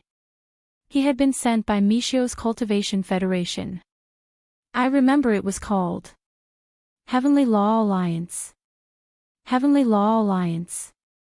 The Heavenly Tao Alliance doesn't belong to any city, and is directly under the head of state of Mishio Nation. For the sake of the head of state, these forces had to give him some face. Originally, we were quite successful in stirring up the conflict between the two sides. If the Heavenly Law Union intervened at this time and mediated the conflict, the Heavenly Law Union would not be able to deal with it. Even if they are united against a common enemy, they will still point their spear at us. Kamiya Ryoko rubbed her forehead, feeling an unprecedented headache. Now, Senior Seong-yi has already prepared for the worst. He can't be thinking of, that's right. He had already extracted the photos of the leaders of the three factions. If he really couldn't deal with them in the end, he would be able to kill them. He can only be the bad guy. Kamiya Ryoko said, when the time comes, be it the church's pope or the Heavenly Tao Union's alliance leader, Senior Seong's silver bullet would be enough to blow their heads off. That night, the Snail Hotel where the people from number 60 High were staying was under martial law. The people in charge of martial law weren't sent by Hwagwoo Water Curtain Group, nor were they local mercenaries, but the direct troops of Madame Lavin's force. They were white warriors known as White Demons. They wore light armor from head to toe and each of them carried at least 2 katanas on their backs. On average, they were at level 6 of the Soul Formation stage. These white warriors were like hailstones after the spring thunder. They came from all directions and surrounded the Spiral Shell Hotel. Every guest who wanted to stay in the Spiral Shell Hotel had to go through a strict identity check before they were allowed to stay. That's too much. Outside the hotel suite, Super Chin and the others looked at the scene outside the French window. Even though they were on a high floor, they could clearly sense the busy figures of these white warriors dozens of meters below them. Who cares? In any case, we're already being watched by the local forces. Madame Lavin did this to protect us. Hirogwa spread his hands and said, in any case, didn't she promise Boss Lotus-san that she would compensate the hotel 3 times the amount of the losses caused by the protection of the white warriors? Be that as it may. But Lotus-san still felt vaguely uneasy. On the surface, it seemed that Madame Lavin's purpose in doing this was indeed to protect them so that they could smoothly film the next variety competition. But Lotus-san had an inexorable intuition that Madame Lavin's true purpose wasn't that simple. Especially after what Ryoko Kamiya had said to her, she felt that Madame Lavin's purpose wasn't that simple. At the same time, under the night sky, Madame Lavin slowly stepped out of a limousine in front of St. Peter's Cathedral. We'll escort Madame in. Behind her, 2 white warriors appeared behind her in a flash. You don't have to go in. Wait for me at the door. Madame Lavin's expression was calm as she slowly walked inside the church along the red carpet that had been laid out to the soles of her feet in front of St. Peter's Cathedral with a snow-white cane in her hand. Enveloped by the moonlight, the glazed roof tiles were noble and gorgeous, giving off a solemn and holy feeling. At this moment, in St. Peter's Cathedral, Levis, the president of the Crimson Orchid Association, had already come out ahead of time. He was facing the portrait of the Virgin Mary with his eyes and half of his but on the wooden bench, praying devoutly. Only when he heard movement did he slowly open his eyes and muttered, Lavin, you're here. And you didn't even bring a single guard in. You're still as bold as ever. As expected of the woman known as the Snow Princess Empress of Glio City. It's all an empty title given by others. Let's not mention it. Madame Lavin covered her mouth and smiled with her eyes squinted. Your Red Eagle of the Crimson Orchid Association isn't bad either. He's hiding in his cave and doesn't dare to come out after being scared by the legendary general, my Oxy. I'm just curious why someone who openly chooses a side would have the courage to stand here. Levis smiled. Choose a side. What side? Madame Lavin pretended to be confused. You openly mobilized the white warriors to protect those despicable foreigners. On the surface, it's to ensure the recording of the variety competition. But in reality, isn't this the act of choosing a side? At this moment, Levis revealed a sinister smile. Do you think the church will let you off so easily?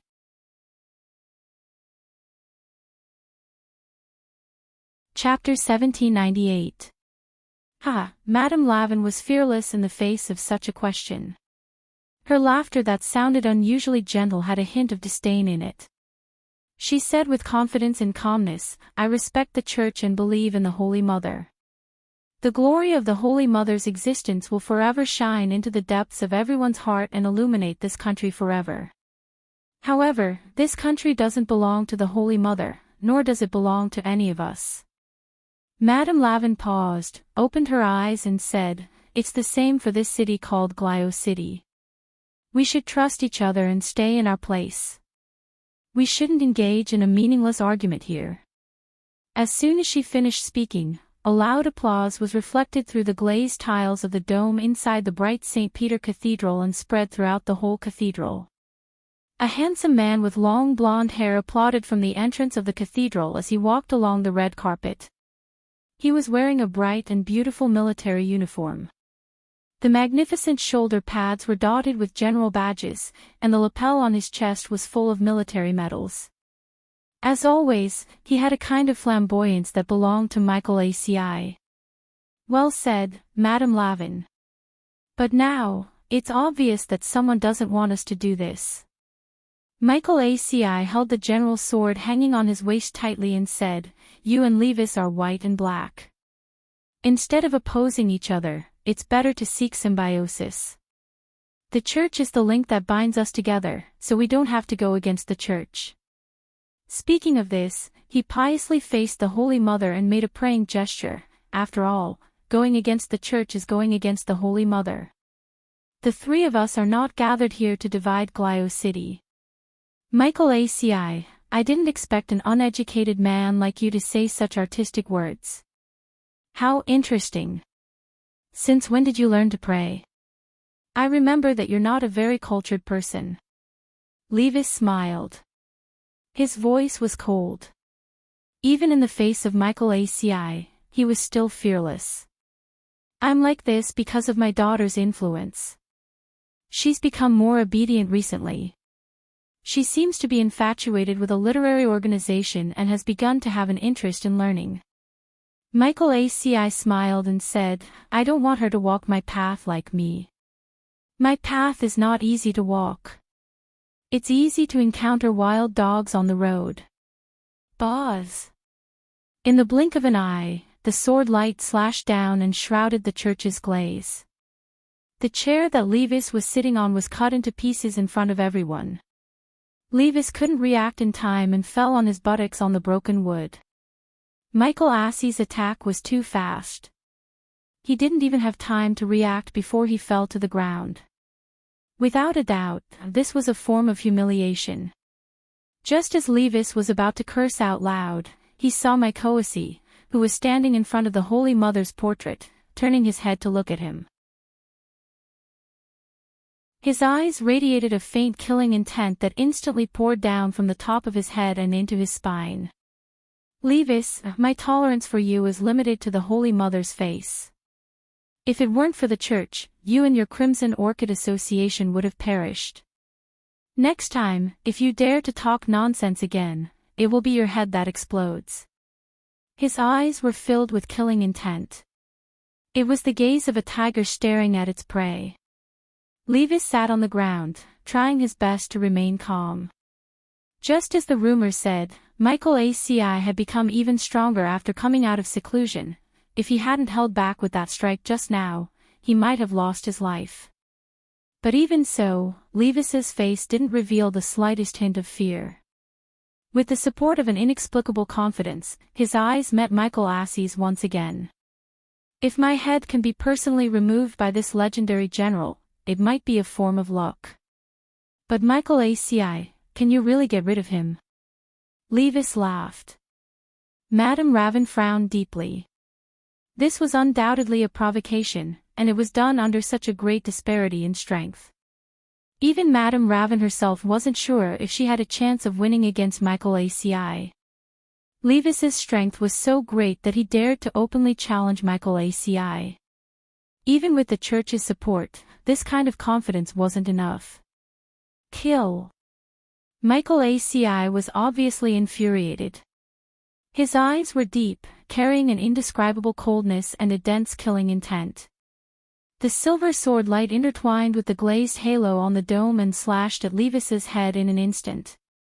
This kind of killing intent and aura was too awe-inspiring.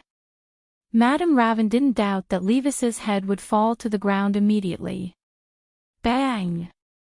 However, in the next second, the moment when Levis and the sword light were about to intertwine, a golden bullet pierced through from afar. It burst into dazzling sparks and exploded like the sun. The light was so dazzling that it made Michael ACI and Madame Raven's eyes hurt. A golden bullet accurately blocked Mikoasi's fatal slash, saving Levis' head in the nick of time. Who dares to block my sword? Michael ACI was furious. He didn't expect his sword to be blocked at the critical moment. Calm down, General. I'm here to make peace. A squint-eyed man with ear-length short hair and a monocle wearing a dark blue coat slowly walked in from afar. You are. The sharpness in Michael Assie's eyes vanished instantly. He stared at the man and frowned deeply. He felt that he had seen the cloud pattern on this man's coat somewhere before. Heavenly Tao Alliance. The squint-eyed man opened his mouth and blew a wisp of green smoke that floated out of the gun barrel. He was the one who shot the golden bullet just now. That bullet contained immortal energy and was extremely powerful. It was a bullet condensed with cultivation. Since it blocked his general's sword, it proved that this gun was at least a powerful world-defying artifact. Please don't misunderstand, General Michael ACI. I didn't mean to offend you. I'm not strong myself, but I rely on this Heavenly Tao spear given to me by the Heavenly Tao Alliance to have a say in this world. The squint-eyed man smiled and said, "Let me introduce myself. I'm the leader of Heavenly Tao Alliance's first team, Pei Luochi." First team leader. Michael ACI frowned deeply. There were 6 teams in the entire Heavenly Tao. One of them had the most shocking strength. The leader of this team, Pei Luochi, was known as the Heavenly Tao's Grim Reaper. Michael ACI had heard of this person a long time ago. However, he didn't expect this person to be this squint-eyed man with a strange voice and a sneaky smile. I'll cut to the chase, General Michael ACI. I'm here to mediate, Pei Luochi said. Originally, I didn't want to get involved in this matter. Recently, my son has become obsessed with learning because of a literary organization, so I wanted to stay at home to tutor him. But now, you guys are fighting in Glio City.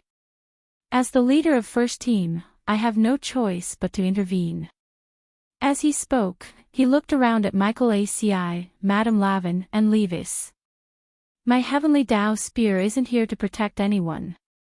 What I'm doing is to turn your conflict into a united bullet of justice. P.S. Who do you think the literary organization mentioned in the text is?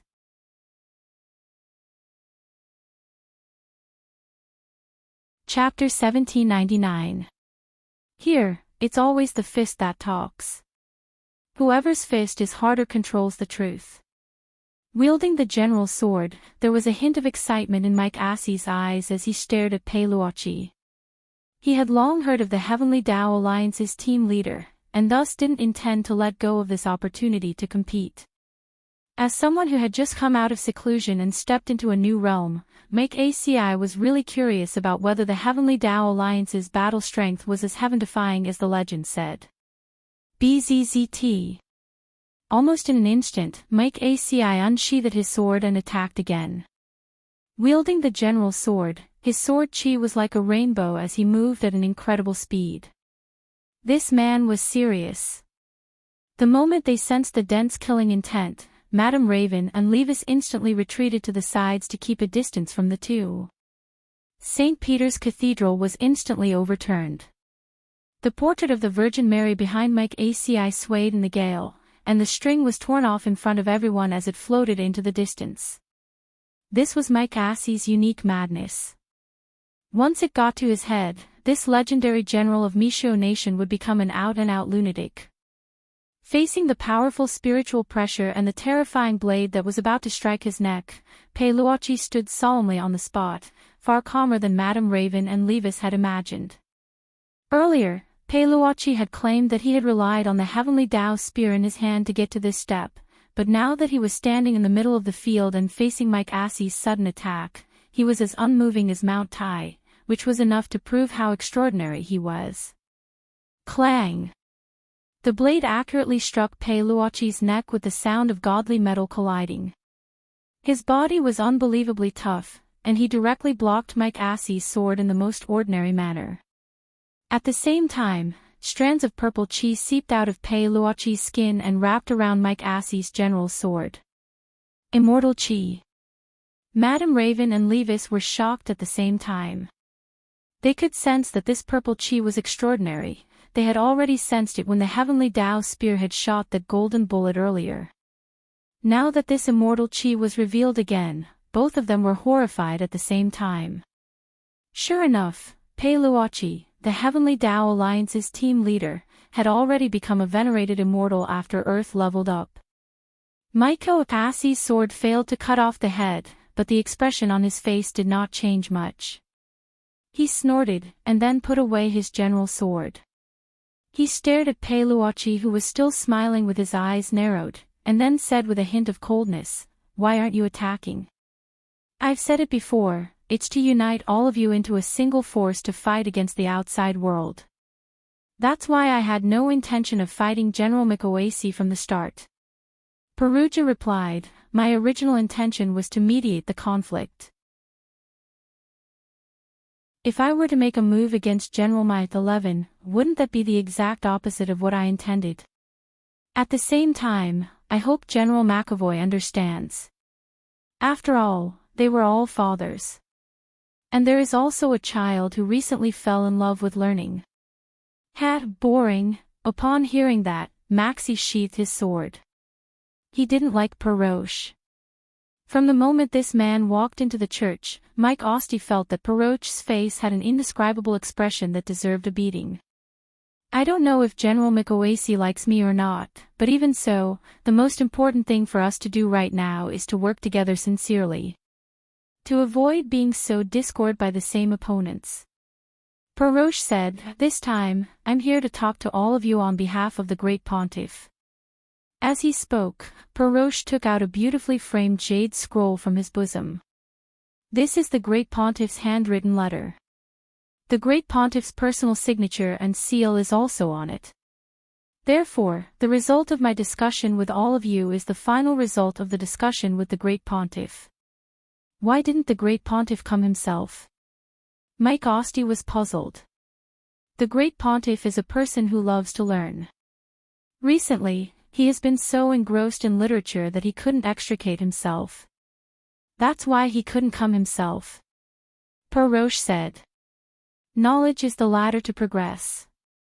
The Great Pontiff is still as ambitious as ever. Madame Lavin walked over from the side. She had a smile on her face as she moved her slightly plump body. Her seemingly clumsy body was actually not slow at all. Mike Assey could sense that Lavin's and Levis's reactions had already surpassed what they had been when he had confronted Peroche earlier. They had also concealed some of their strength, and had improved even further than before. After confirming that Peroche was holding the Great Pontiff's letter, Mike Assey sighed deeply and stared at Peroche. You intend to play matchmaker for us, but we already have a traitor here, don't we? Hearing this, Madame Lavin was the first to laugh. General, there's no need to use such an obscure excuse. You could have just given me my ID number. That's right, I won over that Miss Sun and the members of number 60 high school to participate in the variety show challenge, and I sent my white warriors to protect them. But the truth is that this is the Great Pontiff's idea. This is the Great Pontiff's idea. This time, even Levis was shocked. Peroche smiled. The Great Pontiff's purpose in doing this is actually to get Lavin closer to those people. That's why he needs to make arrangements in advance, including creating a conflict between President Levis's Scarlet Orchid Association and Huaguo Water Curtain Group and Battle Sect. But the nun he sent to my side is from the Tengu. For a moment, Levis felt that his brain wasn't big enough to process everything, but he very quickly thought of a frightening possibility. Could it be that the great pontiff is? That's right. Peroche said, now that things have come to this, I won't hide it from you anymore. The great pontiff is in fact an 8-star Tengu, and has an extremely high status in the Tengu ranks. The 6 high school students from Glio City who will be fighting number 60 high school this time were also carefully selected by the great pontiff. They are known as the 6 great child prodigies. I remember, didn't you say that there was another child? Mike Osti asked with a frown. Yes. Peroche nodded. There is a child. And this child is the leader of our Heavenly Tao Alliance Team 2, Jo Yun. He's very strong, but he was born with a childish face, and has always maintained a child's figure. This time, he will be the corps commander of the 6+1 model. While St. Peter's Cathedral was secretly plotting the variety competition, student Wang Ling, who is also a father, was also discussing specific countermeasures with the people from number 60 high school in a suite at the Snail Hotel. Just half an hour ago, Lotus Sun, as the leader of the Grey Sect, had used the secret key on her token to post a set of coordinates on the exclusive Grey Sect app. She had urgently mobilized all the Grey Sect disciples in Glio City who could help. Just half an hour later. In a private room in the hotel, a little girl who looked no more than 12 suddenly knocked on the door mysteriously. Lotus Sun opened the door. You are? I'm Micah Bay. Big sister, you can call me Little North. The little girl smiled. I'm here to look for the legendary leader of the Grey Sect.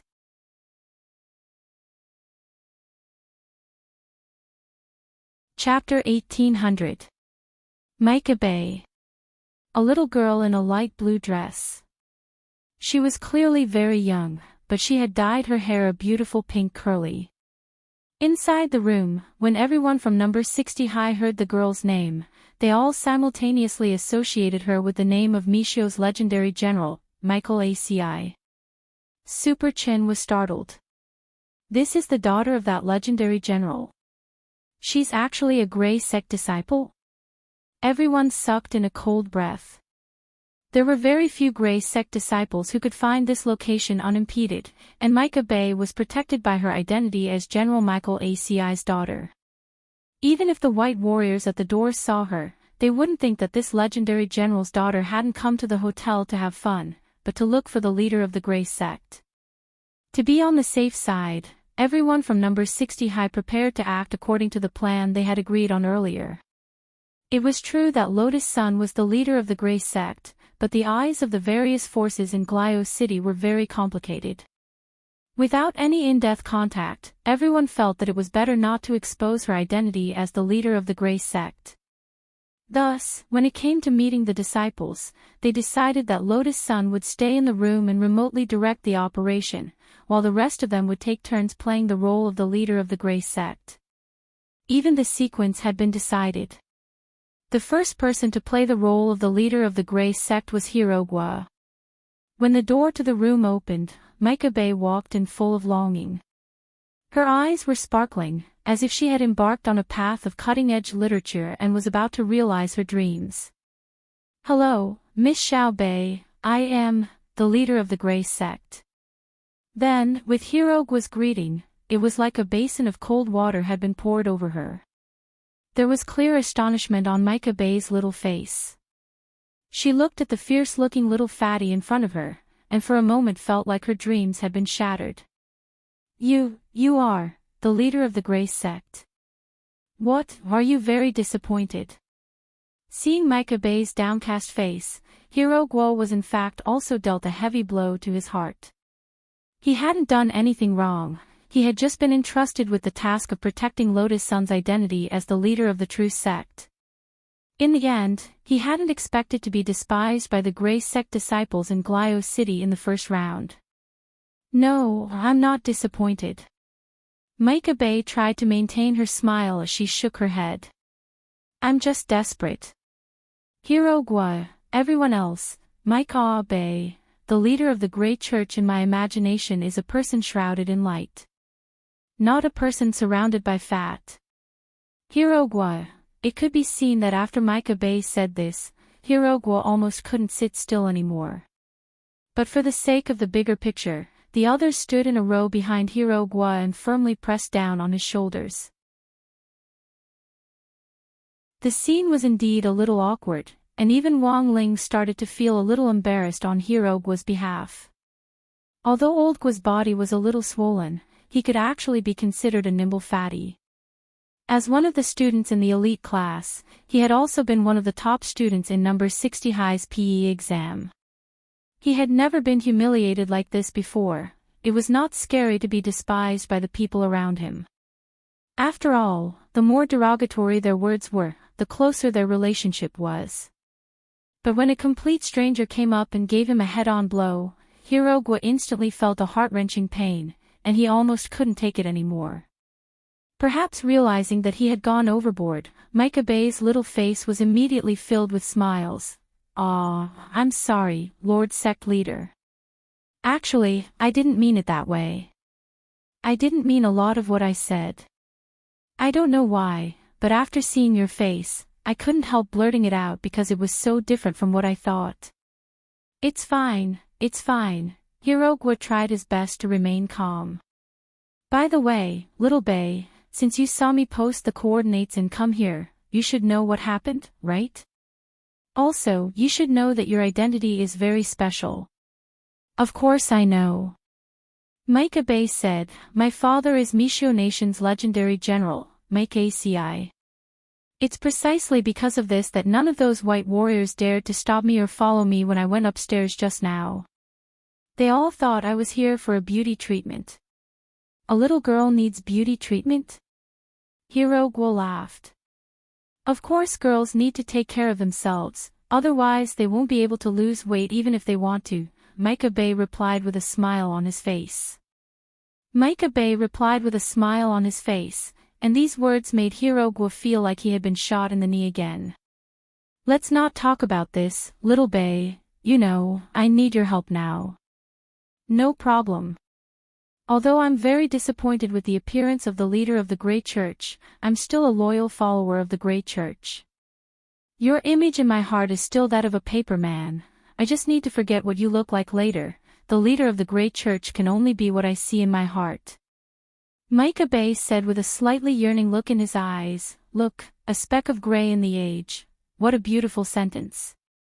Wang Ling, Lotus Sun and the others, are you sure it's okay, little Bay?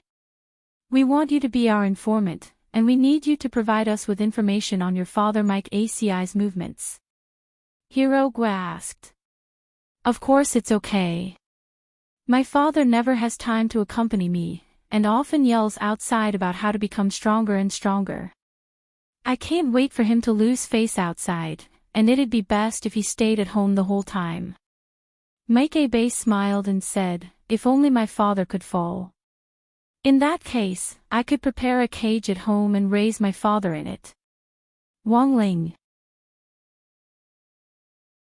Hirogwa, everyone else, hearing Micah's words, everyone from number 60 high was a little shocked.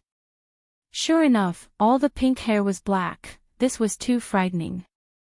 Who would have thought that the legendary daughter of a legendary general would actually be a sickly girl? Okay, little Bay, you've passed the interview, and I'll be counting on you from now on. I'll get in touch with you through the exclusive Great Church app, Hirogwa said as he tried to hold back his cold sweat. I understand, Lord Leader, Micah nodded, then waved at everyone in the room. Then we'll talk online. Then, she directly left the room. For some reason, everyone from number 60 high instantly breathed a sigh of relief. Just receiving Micah alone had already made Hirogwa feel like he had already lost half his old life. Can this person really be trusted? Hirogwa said doubtfully at that moment. I think so. Superchin said, her expression just now wasn't fake, she really wants to keep her father in a cage. Wang Ling sighed in his heart. He had only heard of benevolent fathers and filial sons, but didn't know that there was actually such a thing as benevolent fathers and filial daughters.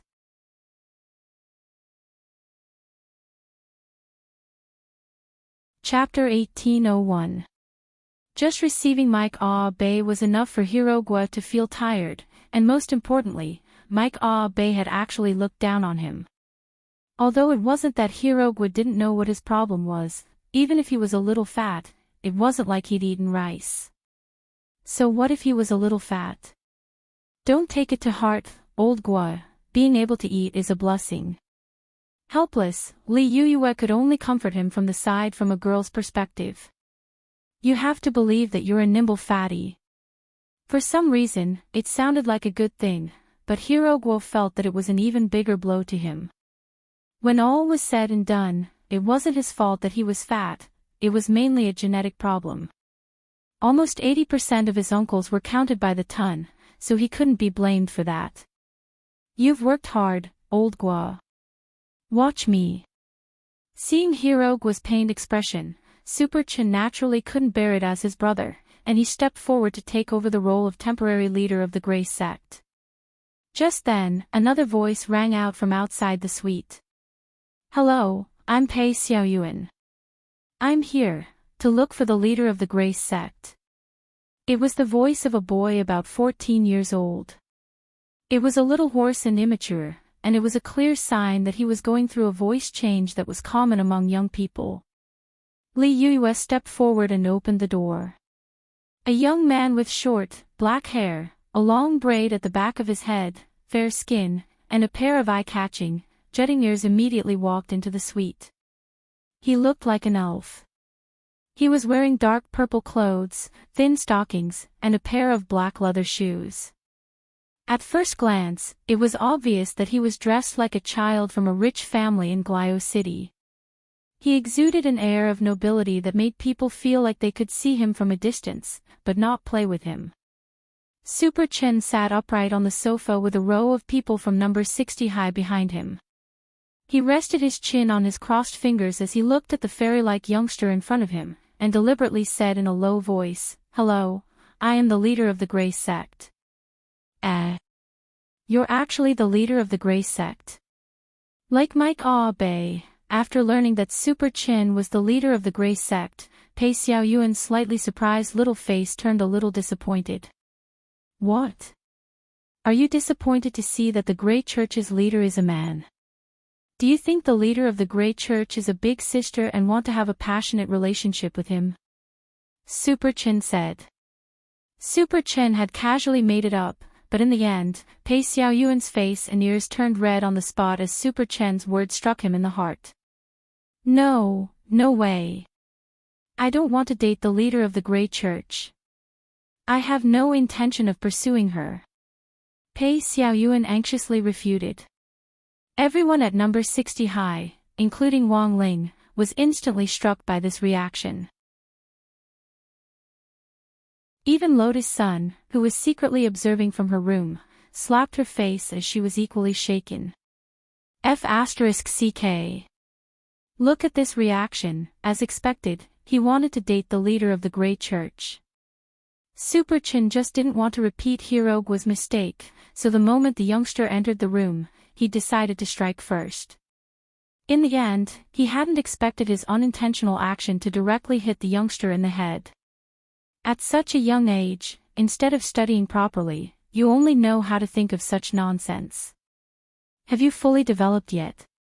You only want to date an older girl? Super Chin laughed.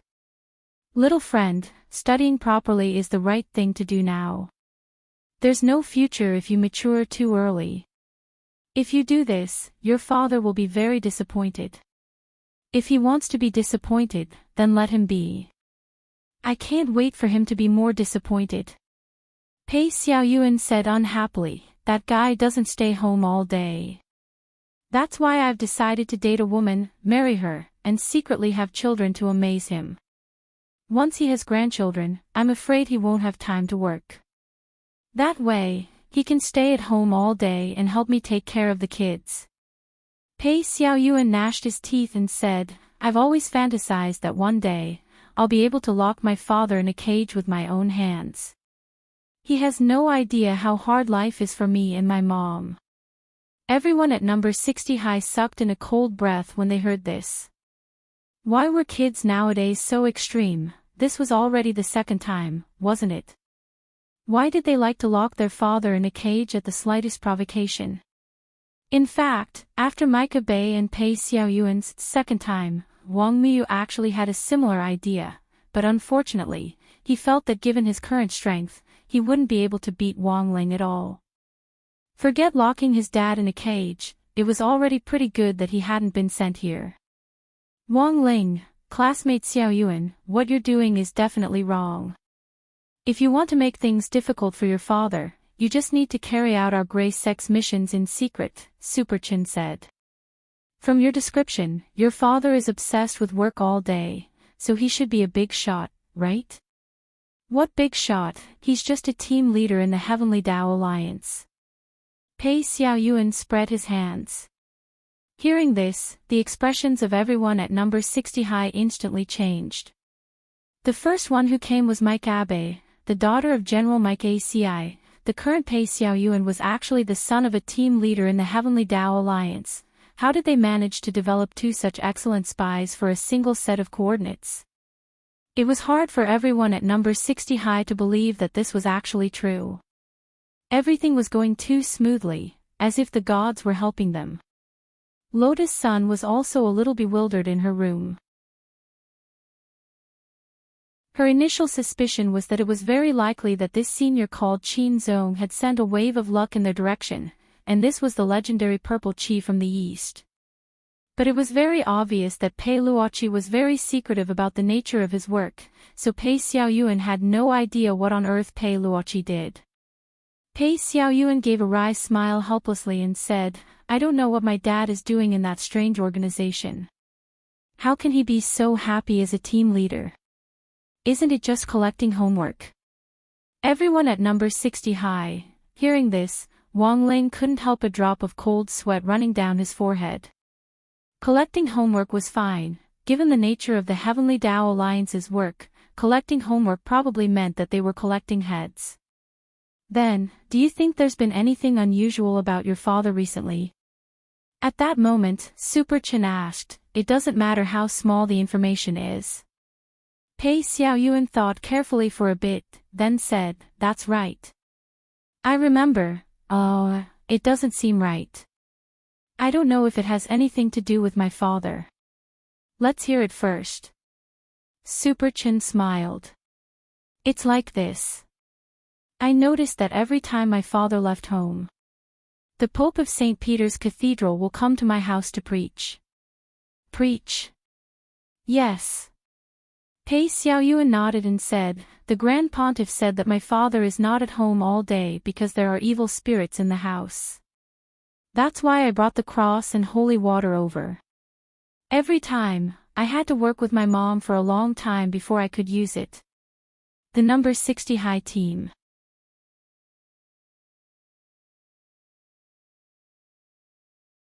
Chapter 1802. After chatting for another 10 minutes or so, Pei Xiaoyuan left. He had left to the consolation of the people from number 60 high school, even though even he himself hadn't realized what had happened. After receiving the message to go back and await further instructions, Super Chin gave Pei Xiaoyuan another signature from the leader of the Grey Sect, who was so happy that he almost fainted. The truth was that this signature had been signed by Wang Ling, and had nothing to do with Lotus Sun and Super Chin. Why are you looking at me, Lingzi? Think about it, boss Lotus Sun was in her room just now, how could she have signed it? Otherwise, everything would have been exposed. You secretly signed the one she gave you. This plan is simply perfect. Super Chin gave him a thumbs up and grinned. Also, it's not like you don't know that boss Lotus Sun has been imitating your handwriting all along. On the surface, there's actually no difference between her signature and yours. Apart from the few of us, no one will be able to tell. Don't worry. Wang Ling, no difference. Of course there was, and there was a big difference. Pei Xiaoyuan's father was the leader of Team 1 of the Heavenly Tao Alliance, and his family was so close to the Great Pope, Wang Ling didn't know if the cross and the so-called holy water would work. But this signature of his could really exorcise demons and ward off evil, and it was extremely lethal. I'm really sorry to trouble you this time. Madame Lavin has already sent us the information on the variety competition. Now, let's discuss how to deal with it. At that moment, Lotus Sun came out of her room and said this, her face red to her ears. From far away in the suite, she had heard Super Chen say in front of everyone that she had imitated Wang Ling's handwriting. This was tantamount to a public execution, and she was so embarrassed that she just wanted to find a hole to crawl into. She had no choice but to open the door and change the subject to discuss the variety competition. If he allowed this group of old men to continue expanding the topic, it might really get out of hand later on. Elsewhere, Pei Xiaoyuan's heart blossomed with joy when he received Wang Ling's signature from the leader of the Grey Sect. He never thought that the leader of the Grey Sect, who looked like a boorish old man, would actually sign such a delicate name. Sure enough, the Grey Sect was a place where cultured people gathered. Ever since he was young, Pei Xiaoyuan had loved Chinese culture, especially Chinese characters. He felt that they were the most beautiful characters in the world. During the conversation in the suite just now, he had spoken in Mandarin.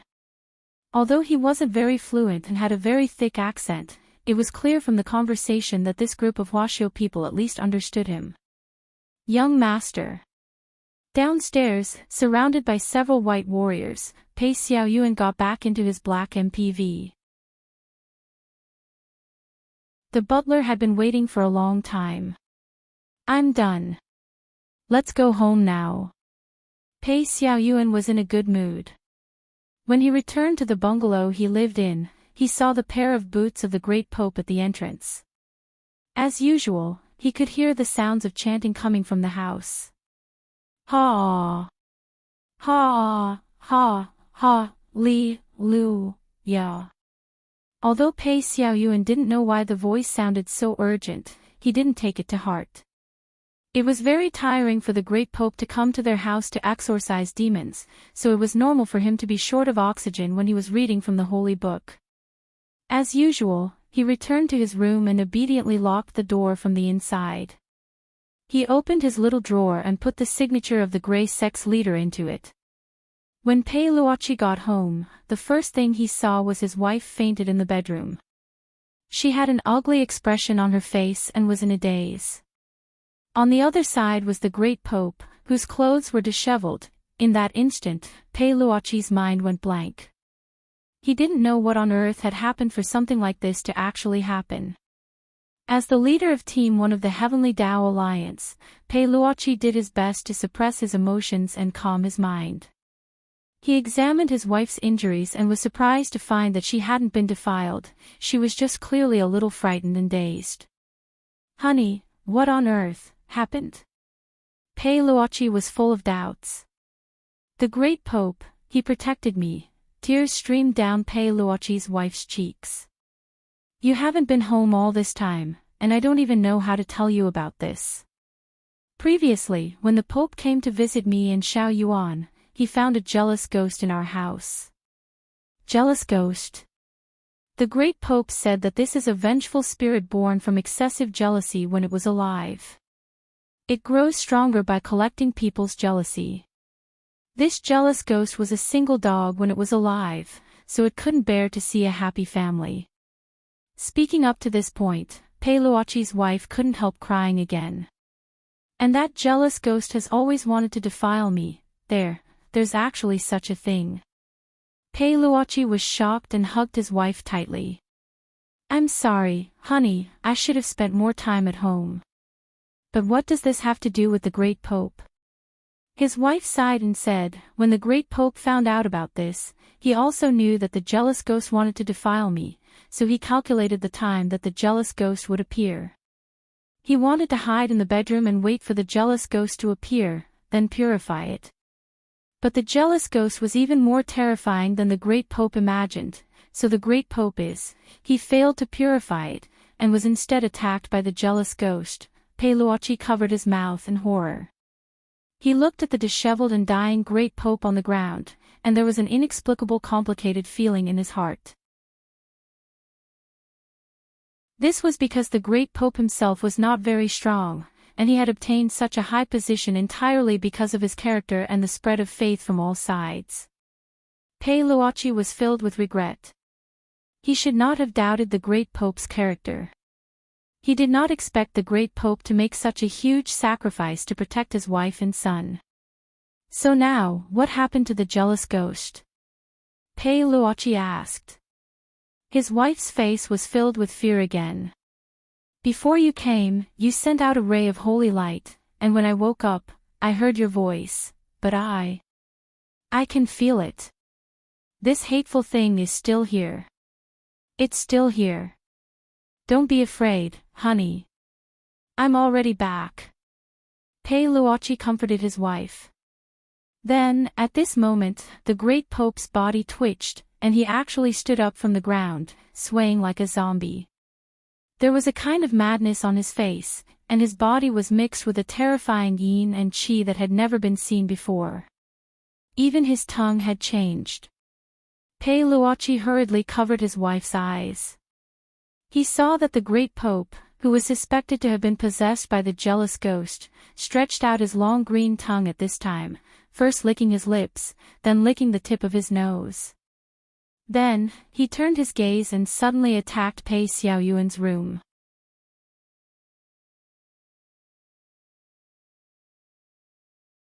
Chapter 1803. Why? Why am I always alone? Why do all of you have someone you like? Even otaku can find a girlfriend in the end. But I don't. Why do you have a lady with such a beautiful voice to play games with you? She can even help you win. Why do I have nothing? In the end, I can only enter this old man's body. The resentment of this jealous ghost was extremely strong. After possessing the body of the Grand Pontiff, it immediately produced a strong spiritual pressure. Pei Luochi knew that things were not going well, but at this moment, he could only protect his wife and share part of the spiritual pressure for her. Once he made a move, it would be easy for a loophole to appear, and his wife would be directly pressured by the jealousy ghost. However, if he continued to protect his wife, his son Pei Xiaoyuan would also be in great danger. Bang! Therefore, without hesitation, he held the heavenly spear in his hand and fired a golden bullet at the great Pope's head. This was an immemorial bullet that was a mixture of immortal energy and spiritual energy. It was extremely powerful. According to Pei Luochi's expectations, this bullet would be enough to penetrate the jealousy ghost's head, but at the same time, the explosive power of the bullet would also destroy his house. His son Pei Xiaoyuan would also be hurt. However, in order to protect both of them, Pei Luochi had no other choice. However, what Pei Luochi did not expect was, this golden bullet did not penetrate the great Pope's head. Instead, it was blocked by a condensed black resentment at the back of his head. The powerful resentment energy surrounded the great Pope's body, emitting a green and black protective light. It was like an iron wall that wrapped around the great Pope. Don't worry about me. Go save our son. His wife urged, shaking Pei Luochi's arm with all her might. However, it was too late. How? Pei Luochi was shocked. Faced with his wife's urging, his mind went blank and he felt powerless. There was a loud bang. At this moment, the great Pope, who was possessed by the jealousy ghost, punched through the wall and appeared directly in front of Pei Xiaoyuan. His face was extremely ferocious, and his eyes emitted a faint green light. Pei Xiaoyuan was scared out of his wits. He was rooted to the ground and did not dare to move at all. This kind of pressure was beyond what a child could bear. Run! Pei Luochi was extremely anxious. He roared loudly. At this moment, the great Pope stretched out his long tongue and was about to tie Pei Xiaoyuan up and lick him. However, in the next second, a beam of golden holy light suddenly appeared. This holy light reward was too sudden. It suddenly exploded from Pei Xiaoyuan's desk, and then the dazzling light immediately covered the entire room. Pei Luochi couldn't see what was happening. There was a loud hum, and when he came back to his senses, the light of the holy light had already faded, leaving only the Pope lying on the ground with his eyes rolled back, smoke rising from his body. What was going on? Pei-Luochi was extremely shocked in his heart.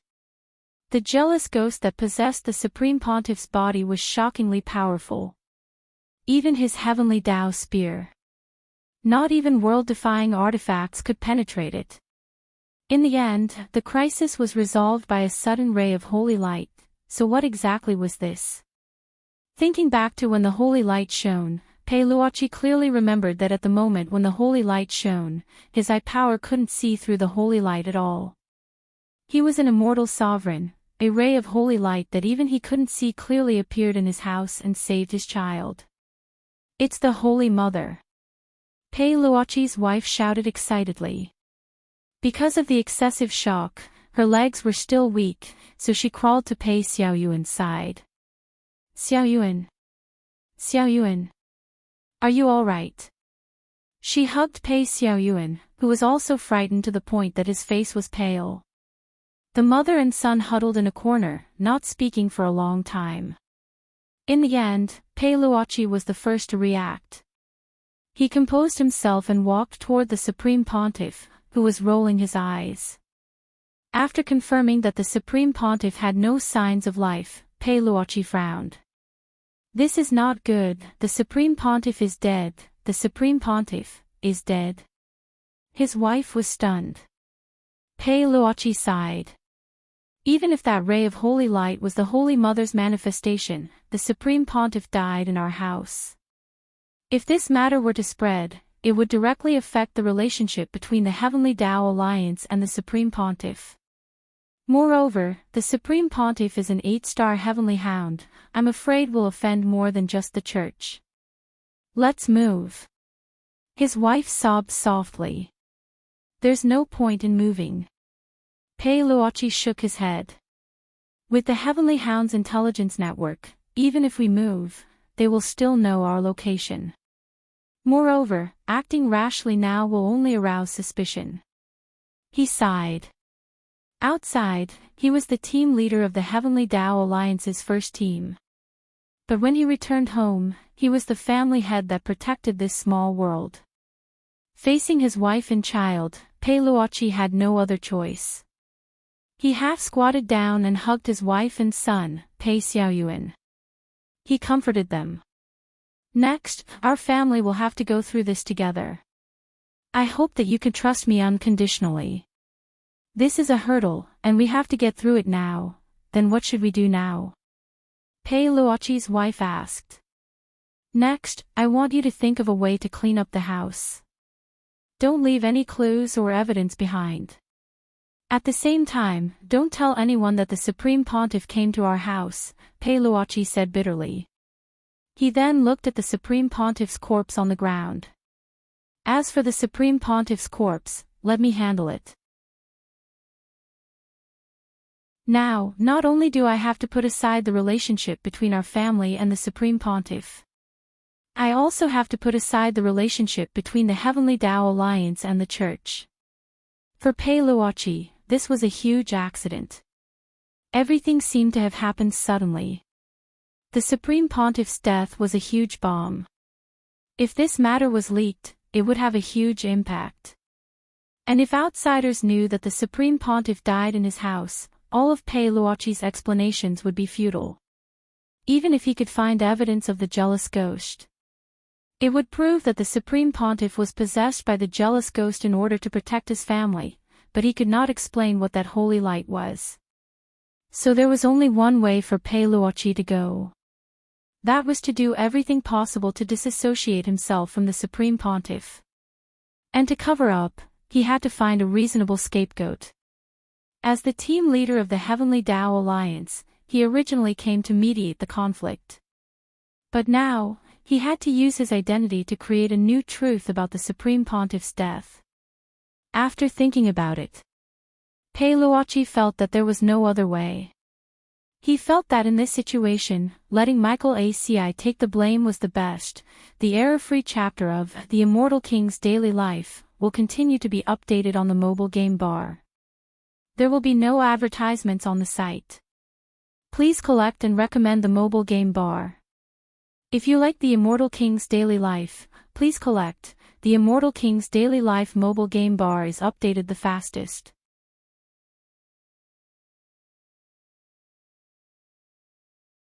Chapter 1804. This wasn't a whim on Pei Luochi's part, but the result of careful consideration. The great Pope's death had been an accident that no one had expected. If Pei Luochi took the fall now, once the relationship between the Heavenly Dao Union and the Church was exposed, it was bound to disrupt the balance between the other forces. The Heavenly Dao Union's job was to adjust the sharpness of the various forces to begin with, so that they could form a relatively stable situation under the Church's control. Therefore, he definitely couldn't bear this lightning bolt. The remaining choice was to choose between Macoxy, Madame Lavin, and Levis. Madame Ravin was currently preparing for the variety competition. In order to carry out the plan in an orderly manner, there was no way Pei Luochi would let Ravin take the fall and disrupt the established rhythm. As for the Crimson Orchid Association led by Levis, they were already at odds with Mike ACI. He had come here to mediate the conflict between Mike ACI and Levis. If he were to let Levis take the bullet now, it would be the opposite of what Pei Luochi had intended to achieve in the first place. So right now, Michael ACI was the only way out. Furthermore, given Michael Assie's status and legendary reputation in Mishio Nation, even if it was said that the great Pope had died at Michael Assie's hands in the end, the authorities wouldn't be able to do anything about this legendary general. Pei Luochi thought that Michael ACI could only swallow this loss in silence. "Honey, can we really get through this?" Pei Luochi's wife's voice was still trembling. Her heart was full of regret. She had never expected their happy little family to actually fall into this situation. "Now, all you need to do is to clean up the house according to my instructions. Leave the rest to me," Pei Luochi said as he hugged his wife and son tightly in his arms. At the same time, he began to think of a comprehensive plan to shift the blame to others. First of all, he had to protect the great Pope's body. At the very least, he had to delay the great Pope's death, and keep his blood circulating for a period of time to create the illusion that he was still alive. Of course, such a method was impossible to achieve under normal circumstances, but it was not difficult for cultivators of high realms. That night, on the cliff of Proud Wind Mountain in Glio City, this legendary general of Mishio Nation, Mike ACI, was sitting cross-legged. His consciousness was linked to the sky as he conversed with his friend from a distance. Such a stream of consciousness conversation would not be disturbed by outsiders, nor would it be recorded. It was a very safe method of conversation. "I really don't know what the great Pope is thinking.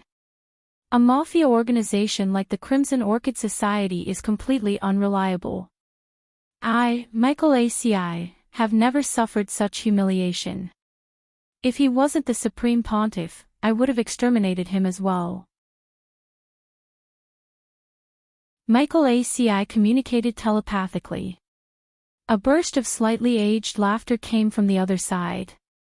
Right now, the two other legendary generals of Mishio Nation were talking to Maishi, Admiral Meng Qi of the Navy and Admiral Lai Kong of the Air Force. Marine Admiral Meng Qi quickly laughed after hearing the words, "Mike, you don't know this." For the Crimson Orchid Association to be able to be so arrogant in a place like Glio City for so many years, they naturally had some connections with the Church. "It's fine if you just say it. After all, the great Pope's identity is extraordinary." Michael ACI sighed. "Just because he's the great master of a Yuan Venerate, he can do whatever he wants." Admiral Lai Kong also laughed. "Of course he can do whatever he wants if he's the great master. But you have to be careful, Michael. You can't speak carelessly about killing the great Pope. If you mess up your relationship with the Yuan Venerates in the future, it won't be worth it." "I know, but after this, I'm going to make Levis regret it," Michael ACI said sinisterly. As Meng Qi and Lai Kong had said, because of the interference of the Church and the Heavenly Dao Alliance, he could only give up on this operation to destroy the Crimson Orchid Association. But as a proud person, Michael ACI was always filled with hostility towards those who disrespected him. This time, he could let Levis off for the time being for the sake of the church. But after everything was over, Michael ACI had already decided that as a legendary general of Mishio Nation, he would impose a brand new sanction on Michael ACI. West Wind Castle in Glio City, Mishio Nation. This was one of Michael ACI's properties in Glio City, and every time he came to Glio City, he would choose to stay here. After talking to the other two generals, he felt a lot better, and immediately returned to West Wind Castle. His youngest daughter, Michael ACI, was still studying in Glio City, and usually lived in the castle. For an old father, when he was feeling extremely down, the greatest consolation was perhaps to be able to see his daughter by his side. When the gate to the castle's front courtyard opened, Michael ACI swaggered in, sword in hand. "Where is little Bay now?" he asked. The maid sweeping the floor bowed respectfully. "Young miss is playing in the manor at the back. The head maid is standing guard by her side." "All right." Michael ACA nodded. After learning about his daughter's location from the servants in West Wind Castle, Michael ACI made a shushing gesture, intending to sneak up from a small path. However, just as he approached the manor at the back, a strange murderous aura suddenly penetrated him from under the shade of a tree. "Is it an assassin?" Assassins would occasionally launch sneak attacks on the general's residence. Of course, Michael ACI knew that the assassin was not targeting him, but his daughter. As long as his daughter was kidnapped, he would have the right and authority to threaten him. Therefore, when Mikoasi wasn't by his side, he found a powerful chief maid to serve Mikoasi at all times. She was specifically responsible for Mikoasi's safety. That was why when Michael ACI felt the murderous aura, his first reaction was that the assassin hiding behind the tree was to harm Michael ACI while he was on his way back. "Little thing, your luck is too bad, you just happened to bump into me," Michael ACI sneered in his heart. Without the slightest hesitation, he pulled out his sword and aimed at the tree trunk. Swoosh! A large amount of blood spurted out from behind the tree trunk and splattered on the ground. After Mikoasi sheathed his sword, the assassin who was hiding behind the tree fell into a pool of blood. Michael ACI walked to the front of the tree expressionlessly, then turned the assassin over with his foot. When the assassin's face was revealed, Michael ACI's expression instantly changed. The Great Pontiff. The Great Pontiff. Why was he here? Michael's heart was filled with shock. He had just expressed his dissatisfaction with the Great Pontiff's decision to the other two generals and had even said that he wanted to kill the Great Pontiff. Now, the Great Pontiff had really died by his sword. If the Yuan Venerate knew about this, he would definitely be in deep trouble. Michael ACI broke out in a cold sweat. He did not know why the Great Pontiff would appear here. But judging from the current situation, the Great Pontiff had been killed by him. His general's sword had a very special sword mark that could not be deceived. There's no other way. Michael ACI's mind was racing as he tried his best to think of a way to disassociate himself from the Great Pontiff. Then, he thought of a very suitable candidate to take the blame, Levis.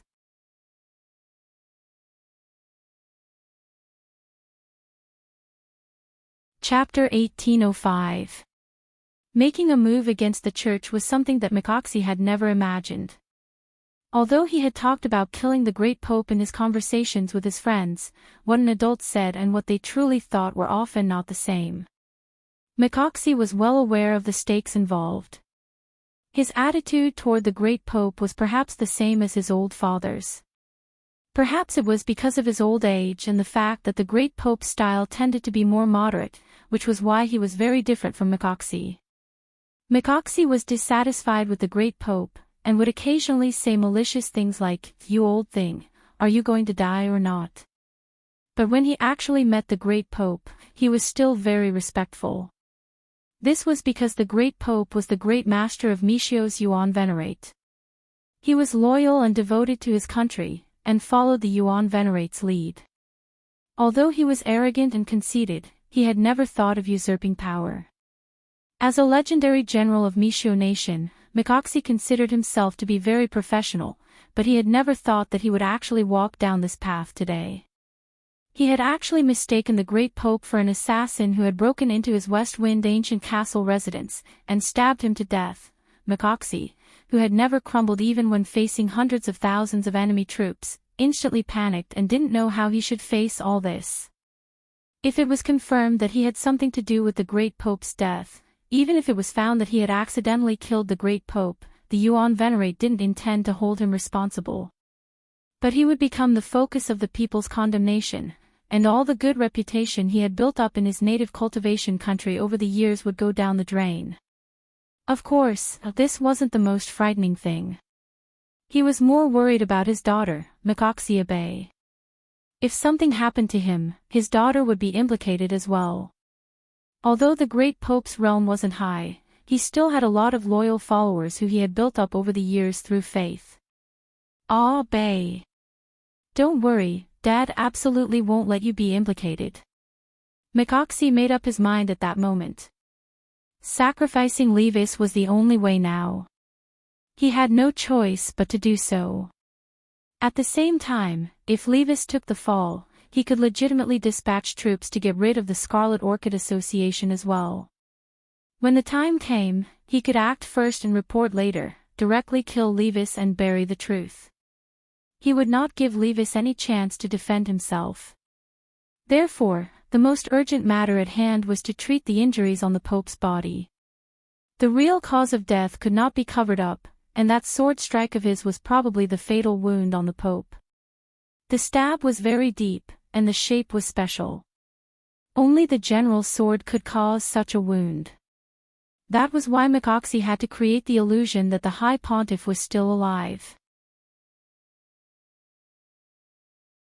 He had to use some means to stop the wound, repair the sword wound, and replenish the High Pontiff's blood, so that the blood could continue to flow through his body for a while. Although he would have to pay a huge price to forge such an illusion, in order to preserve the current situation and protect his daughter, he had no choice but to do it no matter how big the price was. At the same time, in the backyard, Mike Abe was sitting on a swing with a book in his hand. The head maid looked in the direction of the cobblestone path and frowned slightly. The general is already here. Why isn't he here yet? Was it because of what had happened? Does Miss want to take a look? Don't worry about him. Maiko Abe answered calmly. He might have run into the Great Pontiff on the way. Supreme Pontiff. The Great Pontiff is here. Yes. Mike Abe smiled. I saw the Great Pontiff coming here earlier, but he did not respond when I spoke to him.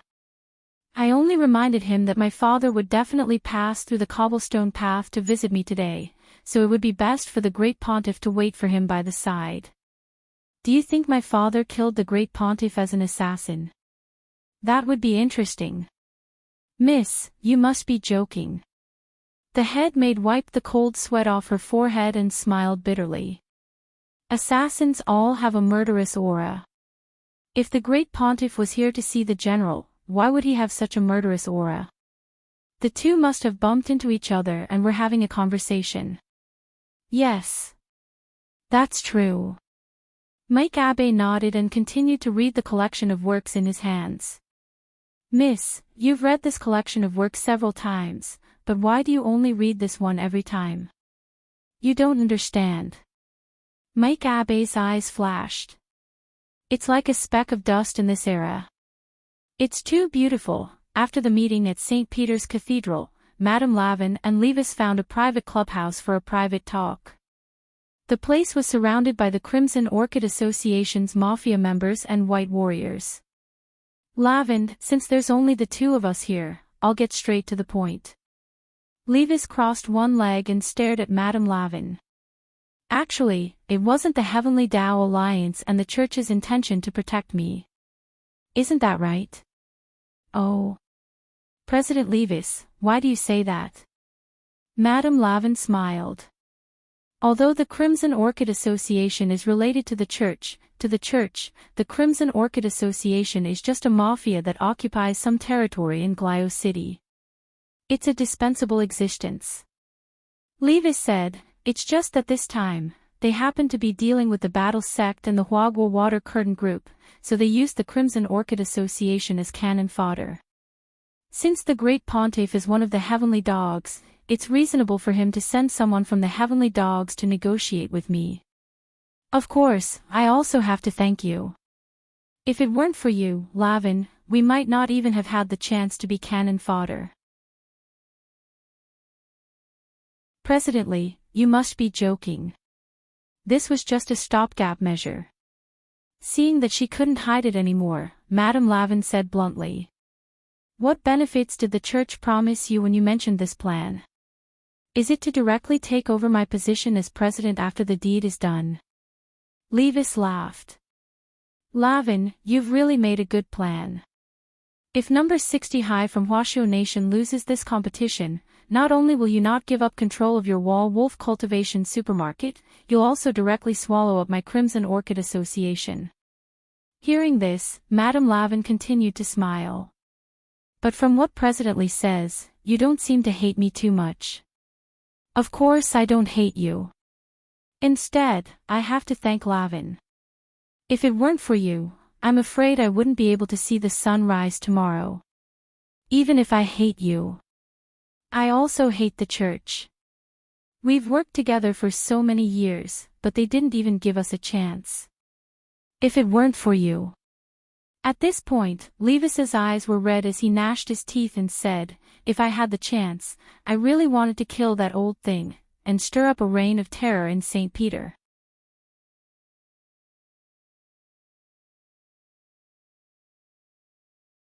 Chapter 1806. It didn't feel good to be used as a chess piece. Ever since Levis became the president of the Crimson Orchid Association and started working with the church, he had imagined how the church would deal with him if they felt that he was useless one day. He thought that the church would be as kind as the Virgin Mary and talk about martial ethics, but he didn't expect that abandoning the entire Crimson Orchid Association was still the church's first choice when faced with related problems. If it wasn't for Levine, Levis felt that he would have become a rotten corpse that was casually abandoned in a hidden corner of the street and slowly turned into bones that would be eaten by the stray dogs in Glio City. Thus, Levis now. He hated. He really wanted to kill the great Pope. If he really did it, it might be possible. Because the great Pope's realm was not strong, but because of his identity and the protection of masters, it was rare for the great Pope to leave alone. He might only let his guard down when he entered a friend's house. But who were the great Pope's friends? Just a few hours ago, the arrogant My ACI was one, and Team 1 leader Pei Luochi of the Heavenly Tao Alliance was another. With these two peerless masters as friends, he naturally didn't have to worry about his safety when he went to their houses. So to sum up, there were very few chances to find the great Pope alone. Levis was well aware of the stakes involved. Admittedly, he was just thinking about it to relieve the anger in his heart, and he was not really going to kill the old man. Presidently, you don't have to be so angry. Our sincere cooperation is the way of the king. Madame Lavin smiled again. Her rich and meaty face seemed very elastic when she smiled. Levis could only smile bitterly. When he first saw Lavin, he felt that this woman who hid a dagger in her smile was not easy to deal with, but he didn't expect her to be so scheming. These years, she had been running a large supermarket chain under the guise of a variety show producer. It seemed like she was doing legitimate business, but she was actually running a variety of illegal businesses. Levis looked at the white warriors who stood solemnly around him and felt a deep sense of irony. Forget it, the current situation was not in his favor. He could only think of a way to make a concession first, and then come up with a long-term plan. He, Levis, would take back what belonged to him sooner or later. With that in mind, Levis took the initiative to stand up and extended his hand in a gentlemanly manner. Well then, Madame Lavin, I hope that we can cooperate sincerely in the future. He tried his best to hide the sharpness in his eyes and lowered his head. At this time, Raven also reached out and shook hands with Levis. President Lee is indeed a smart person. Sincere cooperation. Whether it's the Huagua Water Curtain Group or the Battle Sect, we'll wipe them out in one fell swoop. On the way back to the villa, Levis had a headache. He poured himself a glass of tequila and walked to the sliding glass in the living room, looking at the bright moon outside the window. Looking up at the starry sky and thinking about life was something Levis often did. His peripheral vision swept across the courtyard that seemed to be covered by a layer of white muslin. Suddenly, he caught sight of a white figure. This white figure was hiding behind a shrub in the courtyard, as if he was ambushing something. The first thing he thought of was Raven's white warriors. This Lavin, Levis was so angry that he crushed the glass in his hand into powder. On the surface, they said that they were cooperating sincerely, but in reality, they had sent a white warrior to follow him to his home to kill him.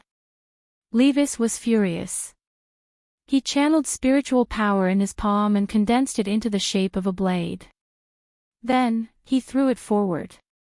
Whoosh! The speed was so fast that the white warrior in front of him had no time to react. This small flying knife formed from spiritual power directly pierced through the white warrior's head. Levis was determined to kill and did not leave any leeway. Even if Raven found out, he was not afraid. It was against the law to trespass into his residence without his permission. Levis thought it was ridiculous. He was the leader of the largest mafia organization in Glio City. He did not expect that he would have to protect himself from the perspective of the law at this time. If he had not chosen to walk the path of the Crimson Orchid Society's president and instead become a law-abiding citizen, even if his life was worse than now, he would at least be able to live a stable life, right? Levis sighed in his heart. He pressed a button to open the sliding door to the courtyard and slowly walked toward the white warrior's corpse. At this time, Levis had already prepared the corpse decomposing water. This was one of the common methods of the mafia. It was to erase everything without leaving any traces after such an accident. Just as he was about to dump the corpse, he suddenly realized that the face of the corpse seemed a little familiar. Levis's mind went blank. Then, he was completely stunned. This was the Great Sect Emperor. At this time, his mind was like a thunderclap. And he could not figure out why the Great Pope would appear in his courtyard in the clothes of a white warrior, but one thing was certain. He had already killed the Great Pope.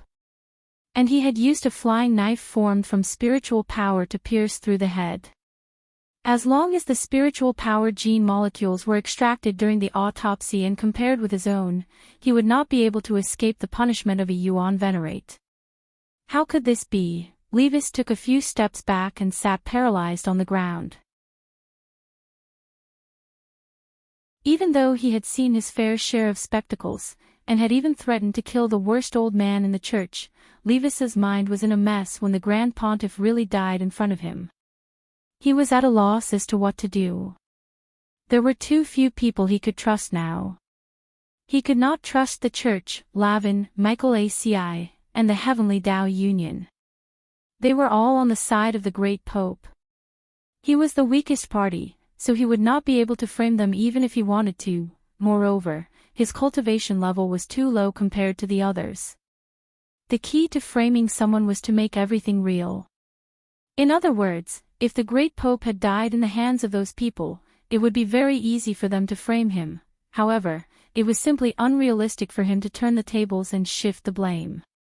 What to do? At this time, only these three words were left in Levis's mind. He also did not know what to do. After sitting in a daze for a while, Levis could only think of one solution. That was to use the corpse of the Great Pope as a proof of allegiance and form an alliance with the Huagua Water Curtain Group and the Battle Sect. But the other party might not be willing to accept such a cooperation. Because once the two parties were connected, the death of the Great Pope would directly become a huge diplomatic problem between the cultivation countries.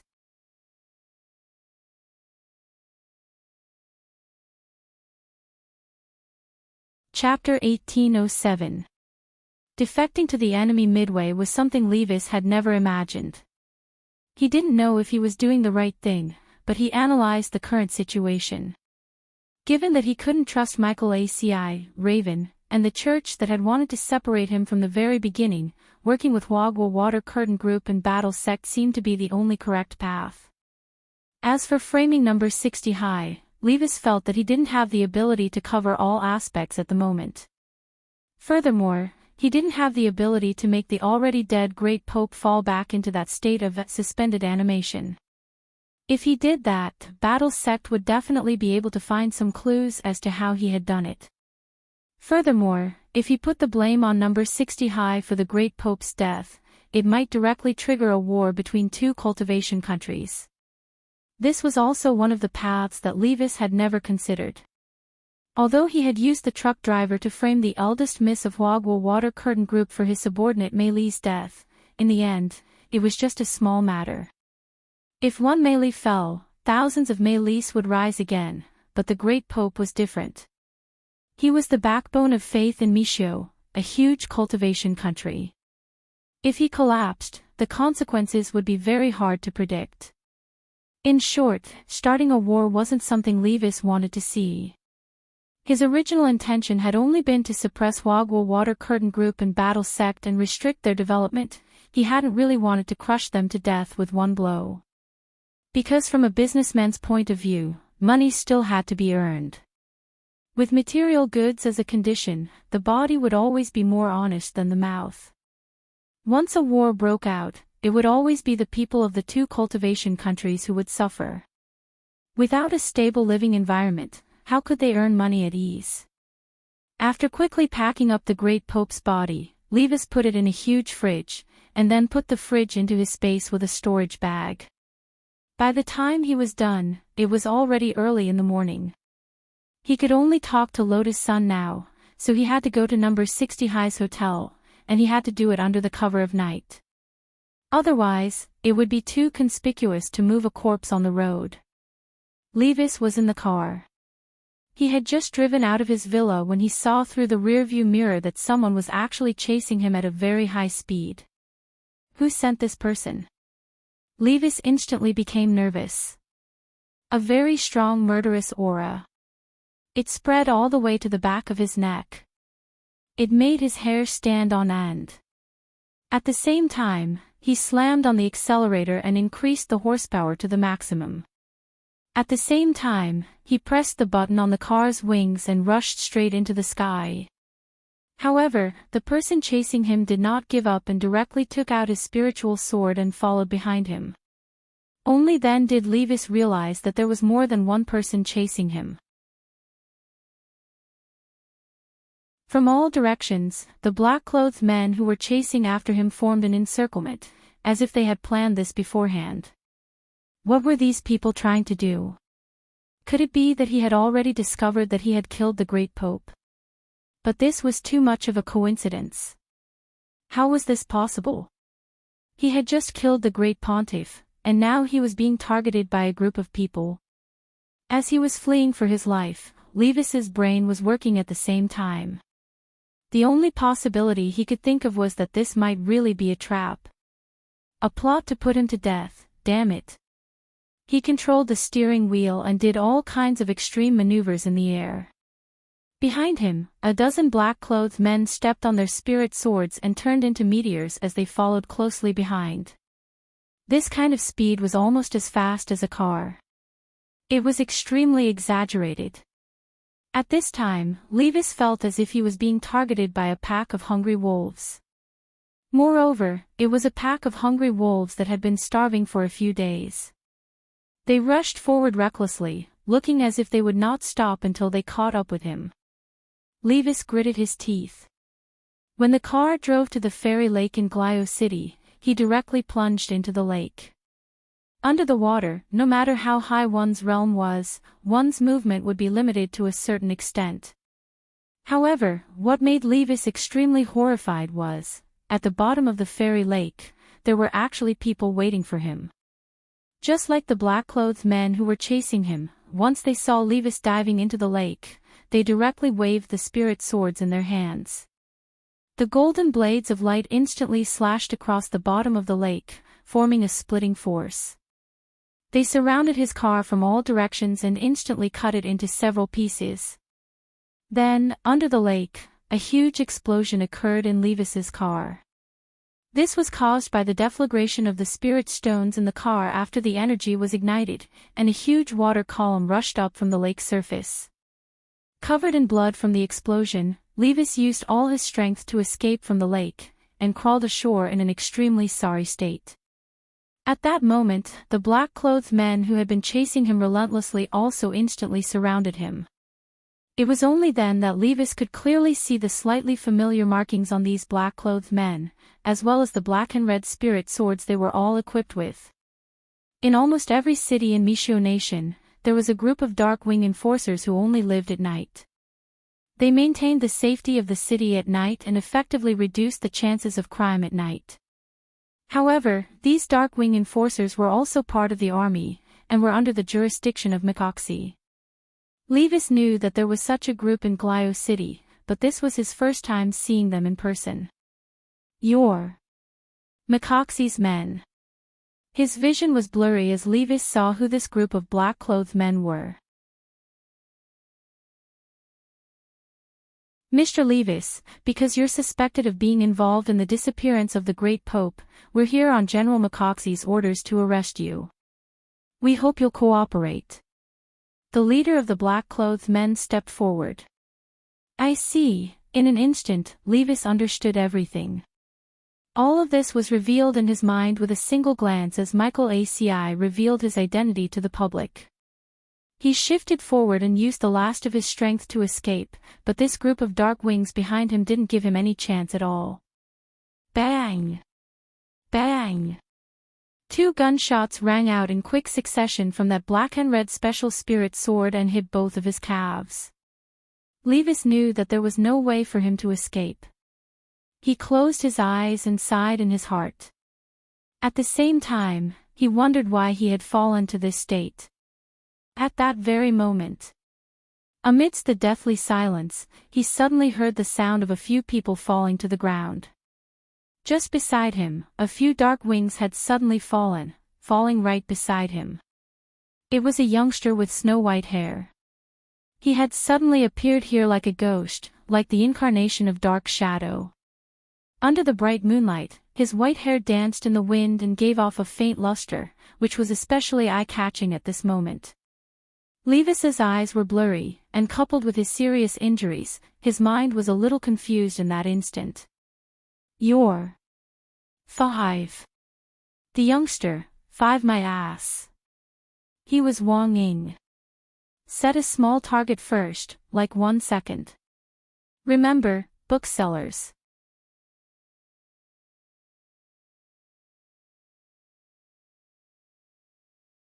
Chapter 1808.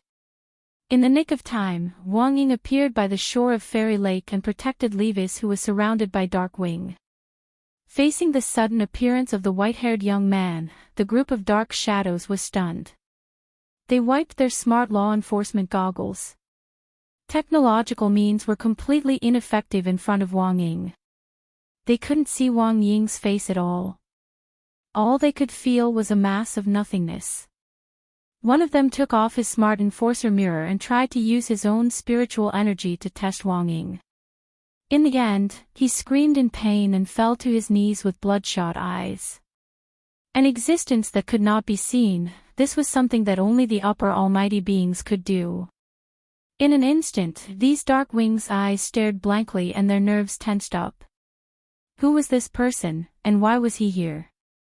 "Leader, what should we do now?" Seeing this, the members of Dark Wing communicated with each other through voice transmission. They really did not know what to do. Wang Ying was too powerful. If they fought him head-on, they would only die. On the other hand, they were here under Maxi's orders. Military orders were absolute. They had to bring Levis back. If they failed the mission, they would probably be punished. If they returned unscathed, they would probably die. After thinking it over, the leader of Dark Wing took a deep breath. He took off his smart enforcer mirror and took out a cigarette in front of Wang Ying. After lighting it up, he put it in his mouth and stared at Wang Ying. "Senior, we're here under General Maxey's orders. I hope you won't make things difficult for us. Otherwise, we'll be in trouble." Wang Ying squinted his eyes and smiled. He did not answer their question directly. "I'll give you a count of 10. Run. If you don't leave before my countdown ends, you'll all die." He stared at Dark Wing, who was in the air without fear. "Then, Senior, please forgive us for our offense." The party leader of Dark Wing took a step forward. Using a hand gesture as a signal, he instantly linked the members around him to form a sword formation. The moonlit fairy lake rippled at this moment.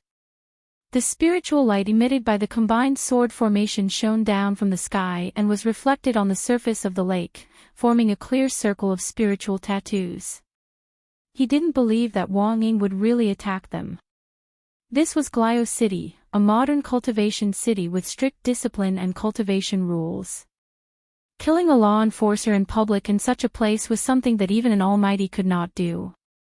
If they were found out, wouldn't the force that the other party belonged to become the target of public criticism? Hence, this party leader Dark Wing was taking a gamble. He was betting that Wang Ying wouldn't dare to kill them. Therefore, he ordered for the sword array to be formed in an attempt to fight against Wang Ying. At this moment, Wang Ying lifted Levis up and placed him on his shoulder. Facing the tens of thousands of murderous sword shadows on the lake, he kept his promise and counted. 10. 9. 8. From the beginning to the end, he maintained his smile. It was the kind of relaxed demeanor that exuded a terrifying pressure at the same time. With every number he counted, Dark Wing could feel a terrifying bloodlust surging up his spine. 7, 6, 5. Wang Ying was still counting down. Everyone was stunned as the countdown rang out like the Grim Reaper's bell. Wang Ying clearly hadn't made any moves yet, but as the countdown rang out, it was as if they could see the virtual image of a black-robed Grim Reaper behind the youngster. It was a humanoid skeletal creature, tall and awe-inspiring, and as white as jade. Its eye sockets were filled with arrogance and indifference, and it had the power to despise everything. This was Wang Ying's Dharma spirit.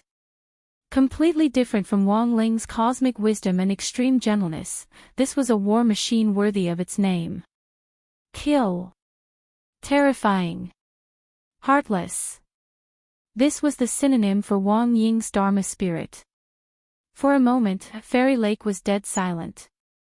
Wang Ying hadn't even moved when this Dharma spirit appeared, but cracks immediately appeared in the sword array that had just been formed in the air. It had been directly shattered by this aura, and this Dark Wing was so shocked that he couldn't speak. "Quick, run." Just as Wang Ying was about to count down to the last 3, the Darkwing team leader instantly roared as if he had woken up from a nightmare. He realized that this wasn't an existence they could contend with, it was a super-dimensional power that surpassed their understanding. This resolute killing intent forced this Darkwing team leader to make the decision to retreat after Wang Ying counted down to 3. He would rather take the blame himself than watch his young teammates die with him. How boring. Wang Ying secretly snorted. He had thought that these people were tough, but he had still scared them off. But the truth was that even if he did make a move, he would be careful not to take their lives. Even if he accidentally beat them to the brink of death, he would still think of a way to save them. Seeing that everyone had retreated, Wang Ying teleported and brought them to a safe place in an instant. Right after that, he smacked Levis's butt. "You, wake up, stop pretending." Levis immediately opened his eyes. Wang Ying threw Levis down, and only then did Levis realize that he was at the top of the Star Tower. "Thank you for saving me, Senior." He bowed to Wang Ying. While Wang Ying was confronting the group of Dark Wings, Levis realized that his wounds had all healed. Wang Ying had used a healing spell to heal them. This healing speed was faster than going to the hospital, and it required a large amount of spiritual energy to be used in a short period of time. But it was obvious that this spiritual energy was only a drop in the ocean for Wang Ying. It was not worth mentioning. Levis immediately determined that the person who had saved him was the immemorial being that had been mentioned in the intelligence report. According to the intelligence report, there were at least a dozen immemorial beings in the battle sect. Levis didn't know which one Wang Ying was currently. "Senior, are you the Eternal One?" Levis asked. Wang Ying smirked. "You seem to know a lot." In reality, Wang Ying was extremely disdainful. He did not care about any Eternal One at all. In Wang Ying's eyes, most Eternal Ones were rotten fish and prawns, not worthy of being mentioned in the same breath as him. "I've only heard about it from the intel I've received." Levis smiled bitterly. "To be honest, I didn't think Mikoxi would be so ruthless. He purposely lured the great Pope into my courtyard, made me kill him by mistake, and then hunted me down in the name of law enforcement. So you have nowhere to go now," Wang Ying said. "If you want to live, you must listen to our orders." "That's for sure, Senior," Levis said submissively. "Where's the great Pope's body?" Wang Ying asked. "It's here. I've been carrying it with me." Levis took out his storage bag and took out the fridge. Wang Ying moved his finger and opened the fridge, then took out the great Pope's body. He then raised his fingers, as if he was grabbing something. Levis rubbed his eyes, and was shocked to find that the great Pope's shadow had been taken out by the battle sect senior who saved him. Wang Ying sneered. Without another word, he directly injected the great Pope's shadow into Levis's body. This was the shadow membrane assimilation technique. It could use the power of a shadow to attach to another person's body, causing the first shadow to be covered by a designated second shadow membrane. For a short period of time, the person would obtain the exact same memories and abilities as the second shadow's original owner, even their appearance would change into the original owner's appearance. This was a secret technique that originated from the Shadow Dao.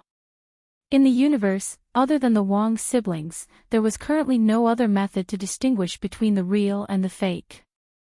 At the same time, this was Wang Ying's plan. Right now, he wanted to protect Levis. The best way was to turn him into the Great Pope, and reappear in front of the people who killed the Great Pope.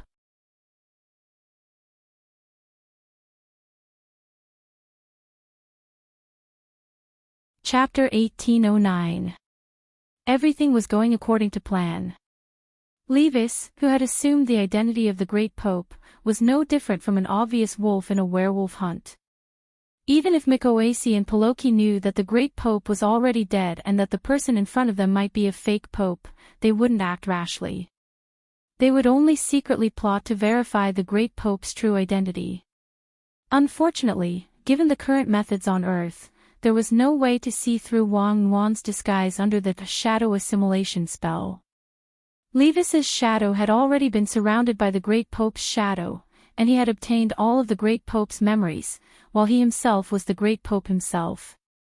His blood, fingerprints, and DNA data would all become a perfect match for the Great Pope, and there would be no mistakes at all. "Do you know what you should do now?" Wang Ying asked as she looked at Levis. This kind of disguise was already beyond Levis's imagination. Looking at this body that had been completely transformed by the shadow assimilation spell, and the memories that poured into his mind, Levis's face was first filled with astonishment, and then all his emotions turned into a kind of uncontrollable anger. He had inherited the Great Pope's will, and had even more so obtained all of the Great Pope's original thoughts and thoughts. Not only did he know that the church planned to attack Huaguo Water Curtain Group and Battle Sect, he also clearly understood the Great Pope's attitude toward him. Now, Levis knew everything. He knew that the church had indeed intended to abandon him from the beginning. Furthermore, because of Raven's persuasion, the church hadn't changed their initial strategy toward him. For the church, he was now just a useless pawn, and a pawn that knew too much. After using him, they had to destroy him once and for all. According to the church's original plan, after Raven completely took over Scarlet Orchid Association, they would take advantage of Levis's slack to get rid of him as well. That woman, she knew from the beginning that the great Pope still wanted to get rid of me. To think that she could even talk about sincere cooperation. Levis smiled bitterly. He felt disgusted at being so deeply deceived that his stomach churned and he retched. He had thought that his relationship with the church was unbreakable, but he had never thought that the White Warriors that Raven had secretly formed over the years would form an unimaginable bond with the church. It was also this layer of fetters and deeper cooperation that caused the church to completely abandon him. Levis had been completely kept in the dark before, and had no idea about this at all. Now that he was the great Pope, the fog in front of his eyes instantly cleared up. He began to disgust the church, and hated the great Pope, Raven, Michael ACI, and that heavenly Tao alliance that only knew how to smooth things over, of course. What made him even more disgusted was Heavenly Dog, who had been plotting behind the scenes. Even the great Pope was one of the leading members of the Tengu. The infiltration of this organization and the influence it would bring in the future were immeasurable. At this moment, Levis looked at Wang Ying. Although he still could not see Wang Ying's face clearly, he knew that this senior from the battle sect was the last straw that he could tightly hold on to. Senior, don't worry. I will fully cooperate with you in the following operation. I of to of. Very well. Wang Ying nodded. Levis was still a smart person, which made him very satisfied. As the saying went, you might know a person for a long time, but not their heart. This shadow assimilation spell allowed Levis to completely understand the role of the church, and completely cut off the last bit of trust he had in the church. Wang Ying threw a phone to Levis. The phone was loaded with the Grey Church's exclusive app. It was an app that was enchanted, and would only appear when it passed through Levis's hands. If someone picked up Levis's phone or checked the contents, the app would automatically hide it and delete all the messages. Information cultivation spells were also one of the hottest topics this year. With the development of cultivation modernization, the development of information-based cultivation spells would also become a key link in the future. I understand, Senior. Levis took the phone and nodded. Also, you have been given a new ability. Wang Ying said, to ensure the smooth development of this intelligence mission, you can now read the thoughts of others as long as you come into contact with their shadows. Come into contact with their shadows. For example, in the middle of a conversation, find the right light and angle so that your shadow touches the shadow of the person you want to test. That way, you'll know that you'll be able to learn most of the information in their mind. You can do that. Levis was completely stupefied. Meanwhile, on the other side, the number 60 high team was still trying to understand the rules of the variety competition this time. Variety shows were meant to be fun and spoof. Usually, they wouldn't really do anything to the guests, let alone kill them. But after hearing Lotus Sun's rules, everyone from number 60 high suddenly had a bad feeling. For example, in the escape segment in the first round, 6 people would be locked up in different rooms in pairs. Wang Liu would also be locked up in an independent space in the center of the city, waiting to be rescued. According to the rules, the team that broke the shackles first and found the 3 keys corresponding to the 3 rooms to rescue the little friends in the center of the city would win. Wang Ling understood this principle, but for some reason, the more he listened, the more it sounded like a magically modified version of Saw. Was it true that people were locked up to escape? Did they have to cut off their arms and legs? Wang Ling felt that this was a little too exaggerated. But given the current situation, they had to participate in the variety competition, so how to split them up was a problem.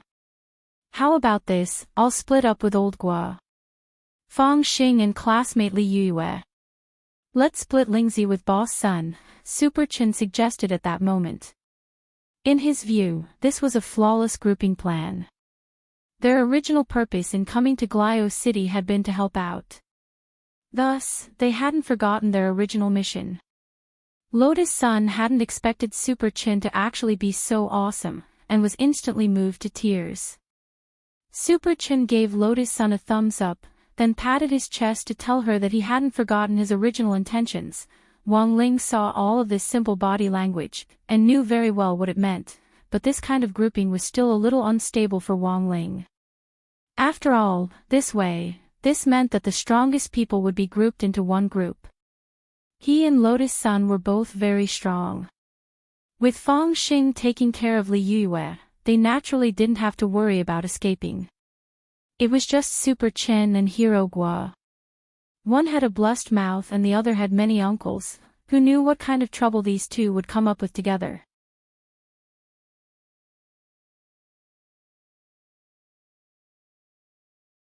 Chapter 1810. A mysterious senior had protected Levis, and the entire Dark Wing Brigade was heavily injured. This was the latest news Maiko ACI received at dawn. Originally, the Dark Wing Brigade that he had assigned to capture Levis had been carefully selected by McOxy. Every single one of them was a talent. In the end, under the protection of a mysterious senior, the entire Dark Wing Brigade's operation was thwarted. Wang Ying, on the other hand, felt wronged because he really did not make a move. If he had, none of the Dark Wing Brigade members would have returned alive. Unfortunately, even if he did not make a move, the Dark Wing Brigade members were still injured, and all of them were bruised. As for the most heavily injured person, it was the Dark Wing leader who was lying on a stretcher with several broken ribs. General. It's your subordinates' fault, he said weakly, his face pale. Maiko ACI could tell that this was not an act, but a real injury. There's no need to say anything. Maikoasi returned the gesture and held his hand. He was touched by the fact that these Dark Wing members were putting their lives on the line. He could guess that the person who protected Levis was someone sent by the battle sect, and it was most likely an ancient one. In the face of a battle that was impossible to win, this party leader Dark Wing still took the lead and led his brothers to charge forward in unison. Although Mikosai did not witness the scene at that time, he still felt extremely moved when he imagined it. Facing this group of warriors, he naturally could not criticize them. Rest in peace and recuperate. I understand the situation, Maiko ACI said. Although he was usually strict, he was kind to his subordinates. As long as they tried their best, he would not make things difficult for them. Although what he did not know was that after Wang Ying left with Levis, this group of Dark Wing squad had beaten each other to the point of crippling themselves. If it was not for that, the Dark Wing Brigade leader felt that he would not have survived this ordeal. After sending off the Dark Wing Brigade, Maiko ACI's expression was solemn for a long time. Based on the current situation, Levis was most likely rescued by someone sent by the battle sect, and he did not know Levis's exact location. However, if he could not find Levis, he was worried that his plan to frame Levis would be exposed. General. At the entrance of West Wind Castle, an army soldier suddenly ran in from afar. What is it? The Great Pontiff wants to see the general, the soldier said. Great Pontiff. Maikoasi was stunned, and his mind went blank on the spot. He thought he had misheard. However, after thinking about it carefully and confirming that it was the Great Pontiff, he came back to his senses in shock. That old man, he had clearly already, why did he suddenly come back to life? Maikoasi thought about it and came up with a general possibility. This Great Pontiff might not be the real Great Pontiff. How could a dead person come back to life? Levis. Maiko ACI chewed on the name carefully. His lips curled into a cold smile. He had more or less made a judgment on this matter. But this was good too. It would save him the trouble of looking for Levis everywhere in fear. Impersonating the Supreme Pontiff was a capital offense. How dare this mafia boss? How could he have the guts to pretend to be the boss of an old Yuan venerate? My ACI smiled. His heart was clear. All that was left was to expose Levis's fake identity, and everything would be solved. Once Levis was dead, all the blame could be pushed to Levis. On the other side, Team 1 leader Poloki of the Heavenly Tao Union was also very anxious. As the source of the entire framing incident, he had thought that his plan to push the blame for the Supreme Pontiff's death to Mykoasi had been perfect. However, the outcome had been unexpected, because he had also received an invitation from the church. The Supreme Pontiff was looking for him for a discussion. But the Supreme Pontiff was clearly dead. What was going on? Dear, what do we do now? Poloki's wife was very anxious and helpless. Her hair had turned white overnight, and she had not expected this situation at all. I suspect that Mykoasi already guessed that this was a framing. That's why he set this up. Poloki frowned. How could a dead person come back to life? Then what should we do now? It's better to bide our time, Poloki said. If I'm not wrong, this Supreme Pontiff is a fake one. It's very likely that Mykoasi found someone to impersonate him. He wants to test our reaction. If I show too much shock when I see the Supreme Pontiff, I will definitely be exposed. But I have to go now. Everything will be fine, right? Yes, everything will be fine. Poloki sighed endlessly in his heart as he did his best to comfort his wife. Don't worry, I won't show any flaws. As long as I firmly believe that this fake Supreme Pontiff is the real Supreme Pontiff, there won't be a problem. Of course, if this matter doesn't end well in the end, there's only one last step left. He didn't continue. Because that was a very crazy and scary idea. In order to protect his family from being affected. As a last resort. He could only think of a way to make this fake Supreme Pontiff and Mykoasi perish together. At the same time, everyone at number 60 high also received new information from none other than Mykoasi's daughter, Micah Bay, and Poloki's son, Pei Xiaoyuan. The two of them didn't provide any substantial information, and only gave a simple description of the current atmosphere at home. Because of the Supreme Pontiff, the atmosphere on both sides seemed quite heavy. And almost all of this was within Wang Ling's calculations. In the room, Lotus Sun covered her small mouth slightly, her heart stunned.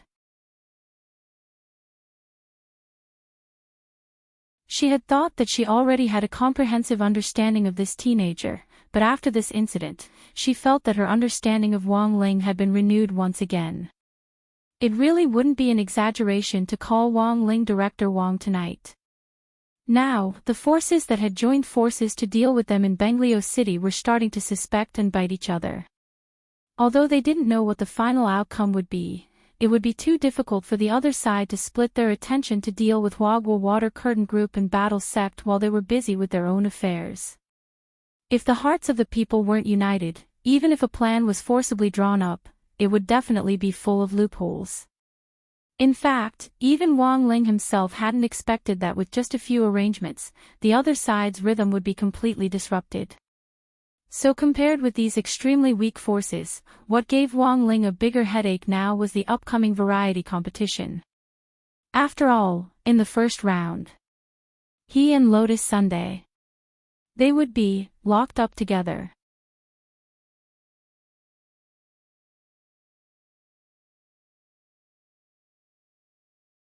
Chapter 1811.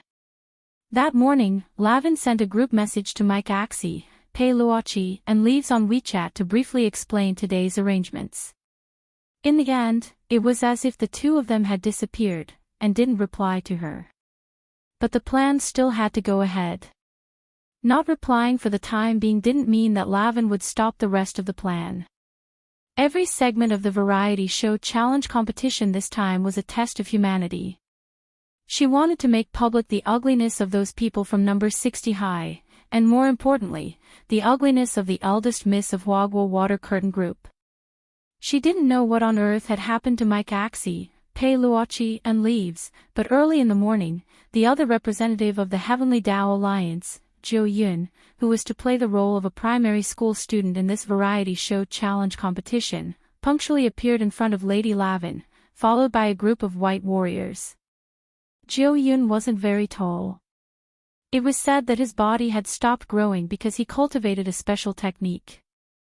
He looked like a child, but was in fact already an old monster. When he stood up, he was about the same height as Wang Miyu. He wore a black one-piece work outfit, had long light blonde hair, and even had earrings in his ears. His eyes were bright, and from a distance, he looked like a little girl. "Lord Jo-yoon, I've been waiting for you for a long time." Lady Lavin stood up and warmly shook his hand. Jo-yoon looked at Madame Lavin's hand with disinterest. In the end, she only extended her index finger and touched her finger symbolically. She had quite the personality. "When will the operation begin?" Jo-yoon didn't say much, and asked directly. "Very soon, Lord Jo-yoon. But before that, you need to change your image a little. To be honest, you don't look like a child at all." Lavin smiled. "Lord Jo-yoon is playing the role of a primary school student this time, so his overall temperament is more like one. I've already prepared the props and school uniform for Lord Jo-yoon. I hope Lord Jo-yoon can take off your accessories and hide your tattoo. Your hair. Don't touch my hair," Jo-yoon looked at Lavin and said firmly. "Okay. I won't touch your hair." Lavin had no choice but to agree. "Lord Jo-yoon, do you have any other instructions?" Jo-yoon lowered her small head and pondered for a moment. Then, she raised her head and looked at Lavin. "If I can't control myself during the challenge and make a killing move, you'll take care of it later, right?" "This, naturally." Lavin nodded her head. "However, I hope that Lord Jo-yoon can control himself as much as possible. You can injure him, but you must not kill him." "I can only do my best." Jo-yoon said, "I'm acting as an elementary school student, but I'm not really an elementary school student. That kid at number 60 high is a proper primary school student. I hate brats the most. If that brat attacks me, I really won't be able to hold myself back." Before coming here, Jo-yoon had already gone through the information on everyone from number 60 high in detail. They were just a few foundation establishment students, and didn't look like they were worth paying attention to. In particular, Wang Miyu was taking part in the competition with a 6-year-old child. In Jo-yoon's opinion, Wang Miyu was simply a burden to everyone at number 60 high. Apart from that Miss Sun, there was nothing worth paying attention to at all in the data. Jo-yoon also didn't know why so many experts had died at number 60 high. It was Wang Ling's first time participating in the recording of a variety show. Early in the morning, thanks to Wicked GPS, they smoothly arrived at the agreed filming location. This was a large sports center in Grio City, which was only used for large-scale national cultivation sports events. Previously, it had often been requisitioned by Grio City's local cultivation troops as a military demonstration and training ground. But now, Lavin had actually requisitioned this vast piece of land for the recording of a variety show, and had even remodeled the interior. One couldn't help but sigh at Lavin's strength and methods. This large sports center had been built in a desolate part of Grio City.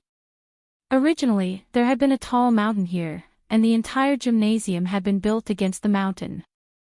The inside of the mountain had been directly hollowed out to make room for the gymnasium. The key was that the exterior structure of the mountain had been preserved as a whole through the technical excavation, and the spirit veins under the mountain hadn't been destroyed. Even a spirit gathering array didn't need to be drawn. This was a natural place for cultivation and seclusion. For the recording of the variety show this time, Lavin had once again invested heavily in remodeling the interior structure of the sports center. When Wang Ling's group arrived, they saw a lot of program staff gathered together, and the photography team was remotely testing whether the camera balls were working properly. It was such a huge lineup that Wang Ling felt a little uncomfortable. Although he could wear a mask throughout the recording of the variety show this time and didn't need to show his face in front of so many people, Wang Ling still felt like his social phobia was acting up faintly. He didn't know if there were other people like him. As long as there were a lot of people around, their minds would involuntarily start to blank out, and they wouldn't know what to do or say next. It was like they were detached from the world and didn't fit in. Fortunately, this process didn't last long, and by the time they entered the studio, Wang Ling's symptoms had eased a lot. The staff were mainly gathered in the temporary shed outside. After entering the remodeled studio, there were not so many people following the people who participated in the recording. They were surrounded by flying photography balls, recording the situation inside from 360 degrees without any blind spots. After waiting for less than a few minutes, Wang Ling saw number 60 High's opponents from another entrance. There were also 6 people leading a primary school student who was about the same height as Wang Liu, and they directly entered the studio. Each of them was wearing a turbine mask. Are they the 6 prodigies from Glio? Super Chen's expression was slightly surprised under the mask with the number 60 High logo on it. Whirlpool Emperor High School is the number 1 high school in Glio. The 6 prodigies this time are all from here. As an old intelligence expert, Hirogwa had already inquired about these 6 prodigies. They're all grade 1 students like us, but they've already reached the Golden Core stage. All of them are Golden Core cultivators? That's so unfair. It's just that they have an advantage in terms of realm. There's almost no actual battle in the preparation part of the program. It's more of a test of teamwork, Hirogwa said. In fact, he himself wasn't very confident. After the 2 sides shook hands, everyone was put on masks by the staff, and they were divided into black and white sections based on their schools. There were 3 secret rooms in each of the black and white areas. Based on the previous team distribution, everyone was arranged in groups of 2 into the secret rooms. From the perspective of the void, the place where everyone was standing was a Tai Chi disc.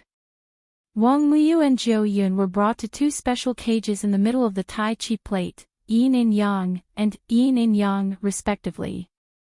On Wang Ling's side, it was a little more exciting. When he clearly heard the heavy stone door of the secret room close, the only sound left in the room was the sound of his and Lotus Sun's breathing in the darkness. In this quiet environment, even the sound of their breathing was particularly clear. It was really too clear. Wang Ling could even clearly count her heartbeat. You're tuning into the LoveLore Library YouTube channel. We're so grateful for your support, and don't forget to subscribe to join us on this incredible journey through captivating stories. Your generosity through donations truly makes a world of difference, as it's the primary source of revenue that allows me to expand and enhance this channel for you. Thank you from the bottom of my heart for being a part of this adventure.